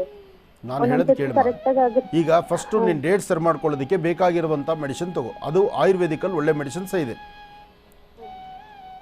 ಅಶೋಕಾರಿಷ್ಟ ಅಂತ ಇದೆಮ್ಮ, ಇದನ್ನ ಸ್ವಲ್ಪ ಕ್ರಮಬದ್ಧವಾಗಿ 1 ತಿಂಗಳು ತಗೋ ಸಾಕು. ಇದ್ರ ಜೊತೆಗೆ ನಿನ್ನ ತಿಂಗಳ ಡೇಟ್ಸ್ ನಿನಗೆ ಜ್ಞಾಪಕ ಇರುತ್ತಲ್ಲಮ್ಮ, ಆ ಡೇಟ್ಸ್ ನಿನಗೆ ಜ್ಞಾಪಕ ಇದ್ದಾಗ, ಇನ್ನೇನು ನಂದು ನಾಳೆ ಡೇಟ್ ಬರಬೇಕಾಗಿದೆ ಅಂತ ನೀನು ಅನಿಸಿದಾಗ, ಹಿಂದಿನ ದಿವಸ ಚೆನ್ನಾಗಿರ್ತಕ್ಕಂಥ ಕಪ್ಪು ಎಳ್ಳನ್ನು ಸ್ವಲ್ಪ ಹುರಿಬೇಕು. ಹುರಿದು ಅದಕ್ಕೆ ಒಂಚೂರು ಬೆಲ್ಲ ಹಾಕಬೇಕು, ಒಂಚೂರು ಚಿಗಳಿ ಥರ ರೆಡಿ ಮಾಡ್ಕೊ. ಮನೇಲಿ ನಿಮ್ಮ ಅಜ್ಜಿನೋ ನಿಮ್ಮ ತಾಯಿನೋ ಯಾರನ್ನೋ ವಯಸ್ಸಾಗಿರ್ತಕ್ಕಂಥ ಹಿರಿಯರಿದ್ದರೆ ಅವ್ರು ಇದೆಲ್ಲ ಮಾಡ್ಕೊಡೋರು. ನಾವು ಇವತ್ತು ದಿವಸ ಏನಾಗ್ತಿದೆ, ನಾನು ನನ್ನ ಹೆಂಡತಿ ನನ್ನ ಮಕ್ಕಳು ಅನ್ನೋ ಥರ ನಮ್ಮದೇ ಆದಂಥ ಪುಟ್ಟ ಸಂಸಾರ ಮಾಡ್ಕೊಂಡ್ಬಿಟ್ಟು ಈ ಕೆಲವು ಪದ್ಧತಿಗಳು, ಕೆಲವು ಇರ್ತಕ್ಕಂಥ ಮೂಲ ರಹಸ್ಯಗಳನ್ನ ಎಲ್ಲ ಮರೆತು ಹೋಗ್ತಾ ಇದ್ದೀವಿ. ಡೇಟ್ ಲೇಟ್ ಆಗುತ್ತೆ, ಒಂದು ದಿವಸ ತಡ ಆದರೂ ಇಮಿಡಿಯೇಟ್ ಡೇಟ್ ಆಗಲಿಕ್ಕೆ ಮನೇಲಿರ್ತಕ್ಕಂಥ ಹಿರಿಯರು ಔಷಧಿ ಕೊಡೋರು. ಇದೆಲ್ಲರ ತಲೆಯಲ್ಲಿತ್ತು. ಇವತ್ತು ನಾವು ಔಷಧಿ ಕೊಟ್ಟರೆ ಆಗುತ್ತೋ ಇಲ್ವಲ್ಲ, ನೀವು ಮೊದಲು ತಗೊಳ್ಬೇಕಲ್ಲ, ತಗೊಳ್ಳೋರೇ ಇಲ್ವಲ್ಲ. ಇವತ್ತು ಚಿಗಳಿ ಯಾವತ್ತರ ಚಿಗಳಿ ತಿಂದಿದ್ಯಾಮ್ಮ ನೀನು? ಎಳ್ಳು ಬೆಲ್ಲ ತಿಂದಿದ್ಯಾ? ತಿಂದಿದ್ದೀನಿ ಗುರುಜಿ. ಅದೃಷ್ಟ, ನೀನಾರು ತಿಂದಿದ್ಯಾ? ಕೆಲವರು ಅದು ನನಗೆ ಗೊತ್ತೇ ಇಲ್ಲ ಅಂತ ಹೇಳ್ತಾರೆ. ಅಂತ ಪರಿಸ್ಥಿತಿ ಇಲ್ಲ, ನಮ್ಮ ಅಜ್ಜಿ ಮಾಡ್ಕೊಡ್ತಾ ಇದ್ರು ಗುರುಜಿ ಅದನ್ನೇ. ಈಗ ಅಂದ್ರೆ ಈಗ ಹಾಸ್ಪಿಟ್ಲ್ಗೆ ತೋರ್ಸ್ಬೇಕಾ ಇಲ್ಲ ನ್ಯಾಚುರಲ್ ಆಗಿ ಆಗುತ್ತಾ ಅನ್ನೋದು ಒಂದೇ ಗುರುಜಿ. ನೋಡು, ನಿನಗೆ ನ್ಯಾಚುರಲ್ ಆಗಿ ಆಗುತ್ತೆ, ಎರಡನೇ ಮಾತೇ ಇಲ್ಲ. ಇನ್ನೂ ನಿನ್ನ ಸತ್ಯಾಂಶ ನಾನು ಹೇಳ್ಬೇಕಾದ್ರೆ, ನಿನ್ನ ನ್ಯಾಚುರಲ್ ಆಗಿ ಆಗಲಿಕ್ಕೆ ನಿನ್ನ ಸ್ವರತರಂಗ ಪ್ರಕಾರ ನಿನ್ನ ಎಡಭಾಗ ಸೊಂಟದಿಂದ ತಳಭಾಗದಲ್ಲಿ ಸ್ವಲ್ಪ ಕಾರ್ನರಲ್ಲಿ ಒಂದು ಹುಟ್ಟು ಮಚ್ಚೆ ಆಧಾರನೂ ಇದೆ. ನಿನಗೆ ಆ ಹುಟ್ಟು ಮಚ್ಚೆ ಅಲ್ಲಿ ಇದೆ ಅಂತ ಏನಮ್ಮ? ಇದೆ ಗುರುಜಿ. ಕರೆಕ್ಟ್ ಅಮ್ಮ. ಇದು ನಿನ್ನ ಸ್ವರತರಂಗ ಪ್ರಕಾರ ನಾನು ತಿಳ್ಕೊಂಡು ಹೇಳ್ತಿರ್ತಕ್ಕಂಥ ವಿಚಾರ. ನಿನಗೆ ಸಂತಾನ ಆಗುತ್ತೆ, ಧೈರ್ಯವಾಗಿರು, ಭಯ ಪಡಬೇಡ. ಆದರೆ ನಾನು ಹೇಳೋ ಪ್ರಕಾರ ಮಂತ್ಲಿ ಡೇಟ್ಸ್ ಆಗೋದಕ್ಕೆ ಏನು ಬೇಕು ಅದ್ರ ವ್ಯವಸ್ಥೆ ನೀನು ಸ್ವಲ್ಪ ನೋಡ್ಕೋ. ಗುರುಜಿ, ಅದು ಮನೇಲಿ ಸ್ವಲ್ಪ ಪ್ರಾಬ್ಲಮ್ ಗುರುಜಿ. 1 ರೂಪಾಯಿನೂ ಕೈಯಲ್ಲಿ ನಿಲ್ಲಲ್ವಲ್ಲ ಗುರುಜಿ, ಯಾರ ಕೈಯಲ್ಲೂ ಅಷ್ಟೇ. ದುಡ್ಡು ಕಾಸಿನ ಕತೆ ಆಮೇಲೆ ಇರಲಿ ಅಮ್ಮ. ಇದು ಅದಕ್ಕೆ ಮೀರಿರ್ತಕ್ಕಂಥ ಪ್ರಶ್ನೆ ನನ್ನ ಮುಂದೆ ಇಟ್ಟಿದ್ಯಾ. ಈಗ ಈ ಸಮಸ್ಯೆಯಿಂದ ಬೇಗ ಪಾರಾಗು. ಮನೇಲಿ ದುಡ್ಡು ಕಾಸು ಇಲ್ಲ, ನಾಳೆ ಡಾಕ್ಟ್ರ್ ತೊಗೊಂಡು 2.5 ಲಕ್ಷ ನೀನು ಕೊಟ್ಟು ಮೊದಲು ಅಡ್ಮಿಷನ್, ಅದು 2.5 ಲಕ್ಷಕ್ಕೆ ಮುಗಿಯೋದಲ್ಲ, 2.5 ಲಕ್ಷ ಅಡ್ಮಿಷನ್. ಅದಾದ ನಂತರ ಮನೇಲಿ ಬಂದು ಬೆಡ್ ಮೇಲೆ ಮಲಗಬೇಕಷ್ಟೇ. ನೀನು ಯಾವುದೇ ಕಾರಣಕ್ಕೂ ಇಳಿದು ನೀನು ಟಾಯ್ಲೆಟ್ ಬಾತ್ರೂಮ್ ಹೋಗ್ಬೇಕಾದ್ರೂ ಸ್ವಲ್ಪ ಜೋರಾಗಿ ಹೋಗಬಾರ್ದು, ಅಲ್ಲೂ ಸೈಲೆಂಟಾಗೇ ಇರಬೇಕು. ಅಂದರೆ ಆ ಚಿಂತನೆ ಹಾಗಿರುತ್ತೆ. 2.5 ಲಕ್ಷಕ್ಕೆ ಮುಗಿಯೋದಲ್ಲ ಅದು. ನೀನು ಪುನಃ ಮಗು ಡೆಲಿವರಿ ಆಗಿ ಆಚೆ ಬರೋ ತನಕ ಕಡಿಮೆ ಅಂದರು. ಮತ್ತು ಇನ್ನೊಂದು ಒಂದ್ಸತಿ IVF ಅಂದರೆ ಅಲ್ಲಿ ಆಗುವಂಥ ಅವಳಿ ಜವಳಿ ಮಕ್ಕಳೇ ಆಗೋದು. ನ್ಯಾಚುರಲ್ ಆಗಿ ಒಂದು ಮಗು ಆಗಲ್ಲ ಅಲ್ಲಿ. ನಿನ್ನ ಪ್ರಕಾರ ನಿನ್ನ ಸ್ವರ ನೋಡಿದ್ರೆ, ನೀನು ಸುಸ್ತಾಗ್ತಿರೋದು ನೋಡಿದ್ರೆ ಒಂದು ಮಗುನ ಸಾಕೋದೇ ಬಹಳ ಕಷ್ಟ ಅನ್ಸುತ್ತೆ ನಿನ್ನ ಚಿಂತನೆಯಲ್ಲಿ. ಇನ್ನು 2 ಮಕ್ಕಳು ಅವಳಿ ಜವಳಿ, ಅದರಲ್ಲೂ ನಾಳೆ 2 ಮಕ್ಕಳ ಡೆಲಿವರಿಗೆ ಎಷ್ಟು ಗೊತ್ತಮ್ಮ? ತಿರ್ಗಿ ಅದಕ್ಕೆ 2.5 ಲಕ್ಷ ಕಟ್ಟಬೇಕು. 1.25 ಲಕ್ಷ 1.25 ಲಕ್ಷ ಒಂದು ಡೆಲಿವರಿ. ಇದೆಲ್ಲ ನಾನು ಹೇಳಬಾರ್ದು ವೇದಿಕೆಯಲ್ಲಿ, ಆದರೂ ಇವತ್ತಿನ ಪರಿಸ್ಥಿತಿ ಹಂಗೆ ಆಗ್ಬಿಟ್ಟಿದೆ. ಎಲ್ಲ ಕಮರ್ಷಿಯಲ್ ಜೀವನ ನಡೀತಾ ಇದೆ. ಒಳ್ಳೇದಾಗಲಿ, ನಿನಗೆ ಸಂತಾನ ಆಗುತ್ತೆ, ಇಷ್ಟಂತೂ ಸತ್ಯ. ಒಳ್ಳೇದಾಗಲಿ. ಆದಷ್ಟು ಬೇಗ ನಿಮ್ಮ ಮನೋಕಾಮನೆಗಳೆಲ್ಲವೂ ಕೂಡ ಕಾರ್ಯಸಿದ್ಧಿ ಆಗಲಿ ತಾಯಿ. ಕಾರ್ಯಕ್ರಮಕ್ಕೆ ಕರೆ ಮಾಡಿದ್ದಕ್ಕಾಗಿ ನಿಮಗೆ ಧನ್ಯವಾದಗಳು ಗುರುಗಳೇ. ಮತ್ತೆ ಮಕರ ರಾಶಿಯಿಂದ ರಾಶಿಫಲವನ್ನು ಮುಂದುವರಿಸಬೇಕು. ಖಂಡಿತ. ಇನ್ನು ಮಕರ ರಾಶಿ, ಮಕರ ರಾಶಿ ಮಕರ ಲಗ್ನ. ಮಕರ ರಾಶಿ ಮಕರ ಲಗ್ನದಲ್ಲಿರ್ತಕ್ಕಂಥವ್ರಿಗೆ ಚಂದ್ರನ ಆಸ್ಥಾನ ಚೆನ್ನಾಗಿದ್ದು ಗುರುವಿನ ಅನುಗ್ರಹ ಇದೆ. ಇಷ್ಟಾರ್ಥವನ್ನು ಸಿದ್ಧಿಪಡಿಸ್ಕೊಳ್ತಕ್ಕಂಥ ಅದೃಷ್ಟ ಇವತ್ತು ನಿಮ್ಮದಿದೆ. ಮಕರ ರಾಶಿಯಲ್ಲಿರ್ತಕ್ಕಂಥವ್ರು ಮನೆ ದೇವರ ಪ್ರಾರ್ಥನೆ ಮಾಡಿ, ಕುಲದೇವರ ಅನುಗ್ರಹ ಹೊಂದಿದ್ದರೆ ಇಷ್ಟಾರ್ಥವನ್ನು ಸಿದ್ಧಿಪಡಿಸ್ಕೊಳ್ತಕ್ಕಂಥ ಯೋಗ ಫಲ ಇದೆ. ಒಂದಷ್ಟು ಜನಕ್ಕೆ ಆರೋಗ್ಯದಲ್ಲಿ ಸಣ್ಣ ಪುಟ್ಟ ವ್ಯತ್ಯಾಸ ಬರಬಹುದು. ಆದರೂ ಧನ್ವಂತರಿ ಮಹಾವಿಷ್ಣುವನ್ನ ಪ್ರಾರ್ಥನೆ ಮಾಡ್ತಾ 2 ತುಳಸಿ ದಳವನ್ನು ವಿಷ್ಣು ಪಾದದ ಮೇಲಿಟ್ಟು ಪ್ರಾರ್ಥನೆ ಮಾಡೋದ್ರಿಂದ ಹೆಚ್ಚಿನ ಫಲಾಫಲಗಳನ್ನು ಖಂಡಿತ ಸಿದ್ಧಿಪಡಿಸ್ಕೊಳ್ತೀರಿ. ಒಂದಷ್ಟು ಜನಕ್ಕೆ ಬೆನ್ನೋವು ಜಾಸ್ತಿ ಕಾಣಿಸುತ್ತೆ ಮಕರ ರಾಶಿಯವರಿಗೆ. ಆದರೆ ಆರೋಗ್ಯದಲ್ಲಿ ಏನೇ ಸಣ್ಣ ಪುಟ್ಟ ವ್ಯತ್ಯಾಸ ಬಂದರೂ ಆಗಿಂದ ಅಲ್ಲೇ ವೈದ್ಯರ ಸಲಹೆ ತಗೊಳ್ಳಿ, ಆರೋಗ್ಯವನ್ನು ಸರಿಪಡಿಸ್ಕೊಳ್ಳಿ. ಜೊತೆಗೆ ಇವತ್ತಿನ ದಿವಸ ಶುಭ ಸಂಧ್ಯಾಕಾಲ, ಸಂಧ್ಯಾಕಾಲ ಮಾತ್ರ ಇವತ್ತಿನ ದಿವಸ ವಿಷ್ಣು ಆಲಯಕ್ಕೆ ಹೋಗಿ ಒಂದು 10 ನಿಮಿಷ ಆದರೂ ಆ ಧ್ಯಾನ ಮಾಡಿ ಅಲ್ಲಿ ದೇವರ ಪ್ರಾರ್ಥನೆ ಮಾಡ್ಕೊಂಡು ಬರ್ತಕ್ಕಂಥದ್ದು ಮಕರ ರಾಶಿಯವರಿಗೆ ಮತ್ತಷ್ಟು ಶ್ರೇಯಸ್ಸಿರ್ತಕ್ಕಂಥದ್ದು. ಆದರೆ ಉದ್ಯೋಗ, ವ್ಯವಹಾರ, ವ್ಯಾಪಾರಗಳಲ್ಲಿ ಮಾತ್ರ ಅಧಿಕವಾದಂತಹ ಲಾಭವನ್ನೇ ಗಳಿಸ್ತೀರಿ. ಹಾಗೆ ಸಣ್ಣ ಸಣ್ಣ ವಿಚಾರಕ್ಕೂ ಸಹಿತ ಮೂಗಿತದಲ್ಲಿ ಕೋಪ ಇರುತ್ತೆ. ಕೋಪವನ್ನು ಕಡಿಮೆ ಮಾಡ್ಕೊಳ್ಳಿ, ಹಸನ್ಮುಖಿಯಾಗಿರಿ. ನಗನಗ್ತಾ ಇದ್ದರೆ ಏನನ್ನು ಬೇಕಾದರೂ ಸಾಧನೆ ಮಾಡ್ಕೊಳ್ಬೋದು. ಒಳ್ಳೆಯದಾಗಲಿ, ಶುಭವಾಗಲಿ. ಇನ್ನು ಕುಂಭರಾಶಿ, ಕುಂಭರಾಶಿ ಕುಂಭಲಗ್ನ. ಕುಂಭರಾಶಿ ಕುಂಭಲಗ್ನದಲ್ಲಿರ್ತಕ್ಕಂಥವ್ರಿಗೆ ಚಂದ್ರ ಮತ್ತು ಗುರು ಇರ್ತಕ್ಕಂಥ ಆಸ್ಥಾನ, ಬುಧ ಮತ್ತು ಶುಕ್ರ ಇರ್ತಕ್ಕಂಥ ಆಸ್ಥಾನ ಚೆನ್ನಾಗಿದೆ. ವರ್ಚಸ್ಸು, ತೇಜಸ್ಸು, ಆರೋಗ್ಯ, ವ್ಯವಹಾರ, ಕೆಲಸ ಕಾರ್ಯಗಳು ಎಲ್ಲ ಕಡೆಯಿಂದಲೂ ಒಂದಲ್ಲ ಒಂದು ಕಡೆ ಭಗವಂತನ ಕೃಪೆಯಿಂದ ಎಲ್ಲವೂ ಸುಧಾರಣೆ ಆಗುತ್ತೆ, ಸುಮಧುರವಾಗಿರುತ್ತೆ. ಮಾತು ಸಹಿತ ಆಡುವ ಪ್ರತಿ ಮಾತಲ್ಲೂ 100 ಥರ ಆಲೋಚನೆ ಮಾಡಿ ಒಂದು ಮಾತಾಡುವಂಥದ್ದು ಇರುತ್ತೆ. ಆದರೆ ಇವತ್ತು ನಿಮ್ಮ ಇಷ್ಟಾರ್ಥ ಪ್ರಕಾರ, ಅಂದರೆ ನಿಮ್ಮ ಇಷ್ಟದ ಪ್ರಕಾರ ನೀವು ಏನೊಂದು ಹೆಜ್ಜೆ ಮುಂದೆ ಹಾಕಬೇಕಾದ್ರೂ ಸ್ವಲ್ಪ ಸಣ್ಣ ಪುಟ್ಟ ವ್ಯತ್ಯಾಸಗಳಾಗುವಂಥ ಲಕ್ಷಣ ಇದೆ. ಕಾರಣ ಪ್ರಸ್ತುತ ಕುಂಭದಲ್ಲಿ ಶನಿ ಇರ್ತಕ್ಕಂಥ ಆಸ್ಥಾನ ಅಷ್ಟು ಸಮಂಜಸವಲ್ಲದ್ರಿಂದ ನೀವು ನಿರಂತರವಾಗಿ ಶನೇಶ್ವರನ್ನೇ ಪ್ರಾರ್ಥನೆ ಮಾಡಬೇಕು. ನೀಲಾಂಜನ ಸಮಾಭಾಸಂ ರವಿಪುತ್ರಂ ಯಮಾಗ್ರಜಂ ಛಾಯಾ ಮಾರ್ತಾಂಡ ಸಂಭೂತಂ ತನ್ನಮಾಮಿ ಶನೇಶ್ವರಂ. ಶನೇಶ್ವರ ಮಂತ್ರವನ್ನು ನಿರಂತರವಾಗಿ ಪಠನೆ ಮಾಡ್ತಾ ಒಳ್ಳೆಯ ಒಂದು ಆಲೋಚನೆ ಮಾಡಿದ್ರೆ ಹೆಚ್ಚಿನ ಫಲಾಫಲಗಳನ್ನು ಖಂಡಿತ ಸಿದ್ಧಿಪಡಿಸ್ಕೊಳ್ತೀರಿ. ಇದರೊಂದಿಗೆ ಏನೇ ಕಾಯಕವನ್ನು ಮಾಡಬೇಕಾದರೂ ಇವತ್ತಿನ ದಿವಸ ಬೇವಿನ ವೃಕ್ಷದ ಸಾನ್ನಿಧ್ಯದಲ್ಲಿ ಒಂದು ದೀಪವನ್ನು ಹಚ್ಚಿ 5 ರಿಂದ 10 ನಿಮಿಷ ಆದರೂ ಅಲ್ಲಿ ಬೇವಿನ ವೃಕ್ಷದ ಹತ್ರ ಇದ್ದು ಅಲ್ಲಿ ನಿಮ್ಮ ಪ್ರಾರ್ಥನೆ ಸಲ್ಲಿಸರೆ ಆರೋಗ್ಯ ಸರಿ ಹೋಗುತ್ತೆ, ಮನಸ್ಸಲ್ಲಿರ್ತಕ್ಕಂಥ ದ್ವಂದ್ವ ಚಿಂತನೆ ದೂರ ಆಗುತ್ತೆ, ಹೆಚ್ಚಿನ ಫಲಾಫಲಗಳನ್ನು ತಾವು ಸಿದ್ಧಿಪಡಿಸ್ಕೊಂಡಂಗೆ ಆಗುತ್ತೆ. ಒಳ್ಳೆಯದಾಗಲಿ, ಶುಭವಾಗಲಿ. ಇನ್ನು ಕಡೆಯ ರಾಶಿ ಮೀನರಾಶಿ. ಮೀನರಾಶಿ ಮೀನಲಗ್ನ. ಮೀನರಾಶಿ ಮೀನಲಗ್ನದಲ್ಲಿರ್ತಕ್ಕಂಥವ್ರಿಗೆ ಗುರು ಇರ್ತಕ್ಕಂಥ ಆಸ್ಥಾನ, ಬುಧ ಇರ್ತಕ್ಕಂಥ ಆಸ್ಥಾನ ಚೆನ್ನಾಗಿದೆ. ಗುರು ಮತ್ತು ಬುಧನ ಆಸ್ಥಾನ ಚೆನ್ನಾಗಿದ್ದು ಗುರುವಿನ ಅನುಗ್ರಹ ಇದ್ದರೆ ಅಸಾಧ್ಯವಾದ್ದನ್ನು ಸಾಧನೆ ಮಾಡ್ಕೊಳ್ಬೋದು, ತೃಪ್ತಿಕರವಾದ ಬದುಕನ್ನು ಕಾಣ್ಬೋದು, ಫಲಾಫಲಗಳನ್ನು ತಾವು ಸಿದ್ಧಿಪಡಿಸ್ಕೊಳ್ಬೋದು. ಯಾವುದೇ ಕೆಲಸ ಮಾಡಬೇಕಾದ್ರೂ ಒಮ್ಮೆ ಆಲೋಚನೆ ಮಾಡಿ ಸರಿಯೋ ತಪ್ಪು ಅಂತ. ಸರಿ ತಪ್ಪುಗಳನ್ನು ಸರಿಯಾದ ಆಲೋಚನೆ ಮಾಡಿದ್ರೆ ಹೆಚ್ಚಿನ ಫಲಾಫಲಗಳು ಖಂಡಿತ ಇದ್ದೇ ಇರುತ್ತೆ. ಹಾಗೆ ಏನೇ ವೃತ್ತಿಯಲ್ಲಿರ್ತಕ್ಕಂಥವ್ರ ಅಭಿವೃದ್ಧಿ ಬಗ್ಗೆ ಚಿಂತನೆ ಮಾಡಬೇಕಾದ್ರೂ ನಿಮ್ಮ ಕೆಲಸಗಳಲ್ಲಿ ಏನಾದರೂ ಒಂದು ಸಾಧನೆ ಮಾಡಬೇಕು. ಆ ಸಾಧನೆಯನ್ನು ಮಾಡುವಂಥ ಕಾಲ, ಒಳ್ಳೆ ಫಲಾಫಲಗಳನ್ನು ಸಿದ್ಧಿಪಡಿಸ್ಕೊಳ್ತಕ್ಕಂಥ ಕಾಲ. ಅಪ್ಪಟವಾಗಿರ್ತಕ್ಕಂಥ ಶ್ರೀಗಂಧ ಚಕ್ಕೆ ತೆಗೆದುಕೊಂಡು ಶ್ರೀಗಂಧ ಚಕ್ಕೆಯಿಂದ ಗಂಧವನ್ನು ತೆಗೆದು ಆ ಗಂಧವನ್ನು ಮಹಾವಿಷ್ಣು ಪಾದಕ್ಕೊಂದಿಷ್ಟು ಗಂಧವನ್ನು ಹಚ್ಚಿ ಉಳಿದಿರ್ತಕ್ಕಂಥ ಗಂಧವನ್ನು ನೀವು ಹಣೆಗೆ ಹಚ್ಕೊಳ್ಳೋದ್ರಿಂದ ಮತ್ತಷ್ಟು ಆಕರ್ಷಣೆ ಇದೆ, ಹೆಚ್ಚಿನ ಫಲಗಳಿದೆ. ಅದರ ಜೊತೆಗೆ ಒಂದಷ್ಟು ಪ್ರಾಣಿ ಪಕ್ಷಿಗಳಿಗೆ, ಗಿಡ ಮರಗಳಿಗೆ ನೀರು, ಆಹಾರ ಇದನ್ನು ಇವತ್ತು ನೀವು ದಯಪಾಲಿಸಿದ್ರೆ ಖಂಡಿತ ಮತ್ತಷ್ಟು ಲಾಭವನ್ನು ತಾವು ಚಿಂತನೆ ಮಾಡ್ತೀರಿ, ಹೆಚ್ಚಿನ ಫಲಾಫಲಗಳನ್ನು ತಾವು ಸಿದ್ಧಿಪಡಿಸ್ಕೊಳ್ತೀರಿ. ಒಳ್ಳೆಯದಾಗಲಿ, ಶುಭವಾಗಲಿ. 12 ರಾಶಿಗಳಲ್ಲಿರ್ತಕ್ಕಂಥ ಫಲಾಫಲಗಳನ್ನು ತಿಳ್ಕೊಂಡ್ವಿ. ಇನ್ನು ಹೇಗೆ ಮಹರ್ಷಿವಾಣಿ ಕಾರ್ಯಕ್ರಮಕ್ಕೆ ಸಾಕಷ್ಟು ಜನ ಕರೆಯನ್ನು ಮಾಡ್ತಿರ್ತೀರೋ ಅದೇ ರೀತಿ ಪತ್ರಗಳನ್ನು ಕೂಡ ಬರೆದಿರ್ತಕ್ಕಂಥವ್ರು ಇರ್ತಾರೆ. ಅದೇ ರೀತಿ ಈಗ ಪತ್ರಗಳನ್ನು ಓದ್ತಕ್ಕಂಥ ಸಮಯ. ಈಗ ಪ್ರಾರಂಭವನ್ನು ಮಾಡೋಣ. ಚಕ್ಷುರ್ಮತಿ.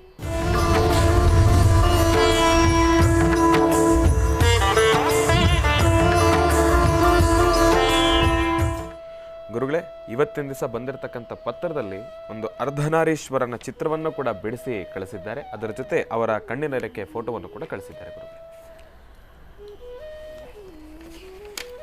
ಮೊದಲನೇದಾಗಿ ಅರ್ಧನಾರೀಶ್ವರ ಹೌದು ನೋಡಿ ಎಷ್ಟು ಚೆನ್ನಾಗಿದೆ. ಈ ಸೃಷ್ಟಿನಲ್ಲಿ ಯಾರೊಬ್ಬರು ಒಬ್ಬರು ಅಂತಲ್ಲ, ಪುರುಷ ಮೇಲ್ಗೈ ಅಲ್ಲ, ಸ್ತ್ರೀ ಮೇಲ್ಗೈ ಅಲ್ಲ. ಇದನ್ನೆಲ್ಲರೂ ಅರ್ಥ ಮಾಡ್ಕೋಬೇಕು.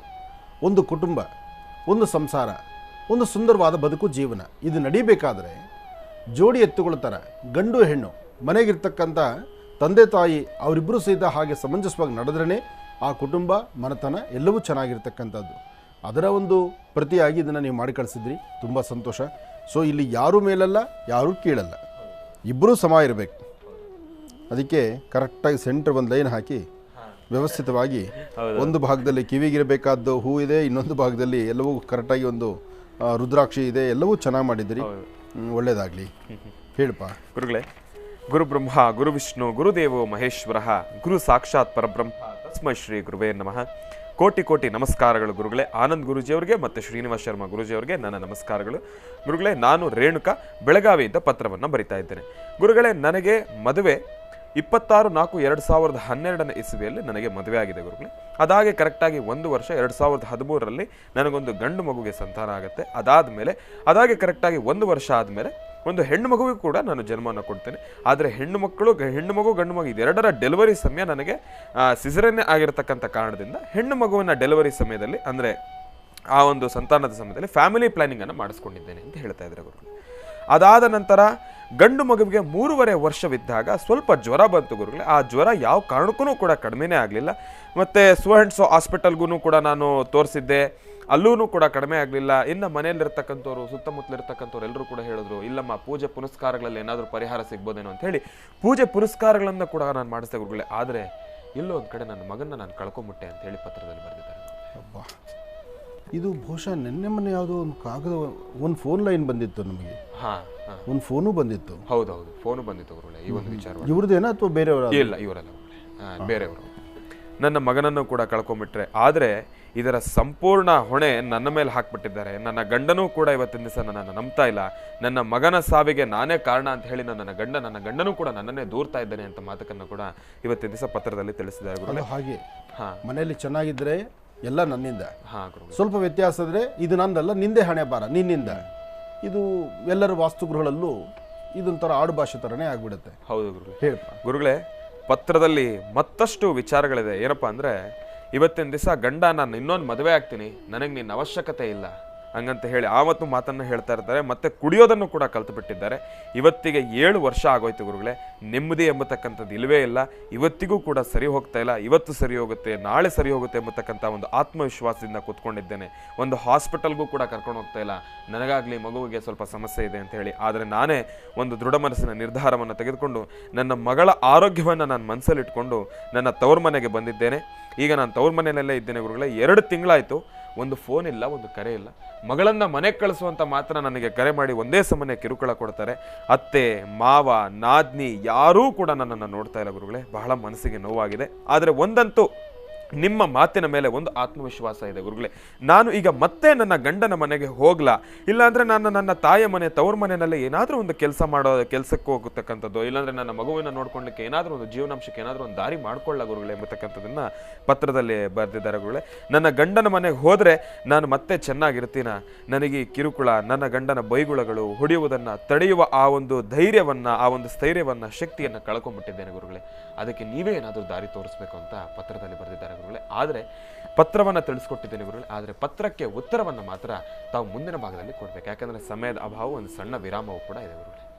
ಆದರೂ ಪತ್ರ ನೀವು ಓದುವ ಶೈಲಿ, ಪತ್ರದಲ್ಲಿ ಬರೆದಿರತಕ್ಕಂಥ ಒಂದೊಂದು ಪದಗಳು, ಈ ತಾಯಿ ಅನುಭವಿಸ್ತಾ ಇರತಕ್ಕಂಥ ನೋವು, ನಾವು ಅಂದುಕೊಂಡ್ವಿ ಇದು ತುಂಬ ಕಡಿಮೆ ಇದೆ ಅಂತ.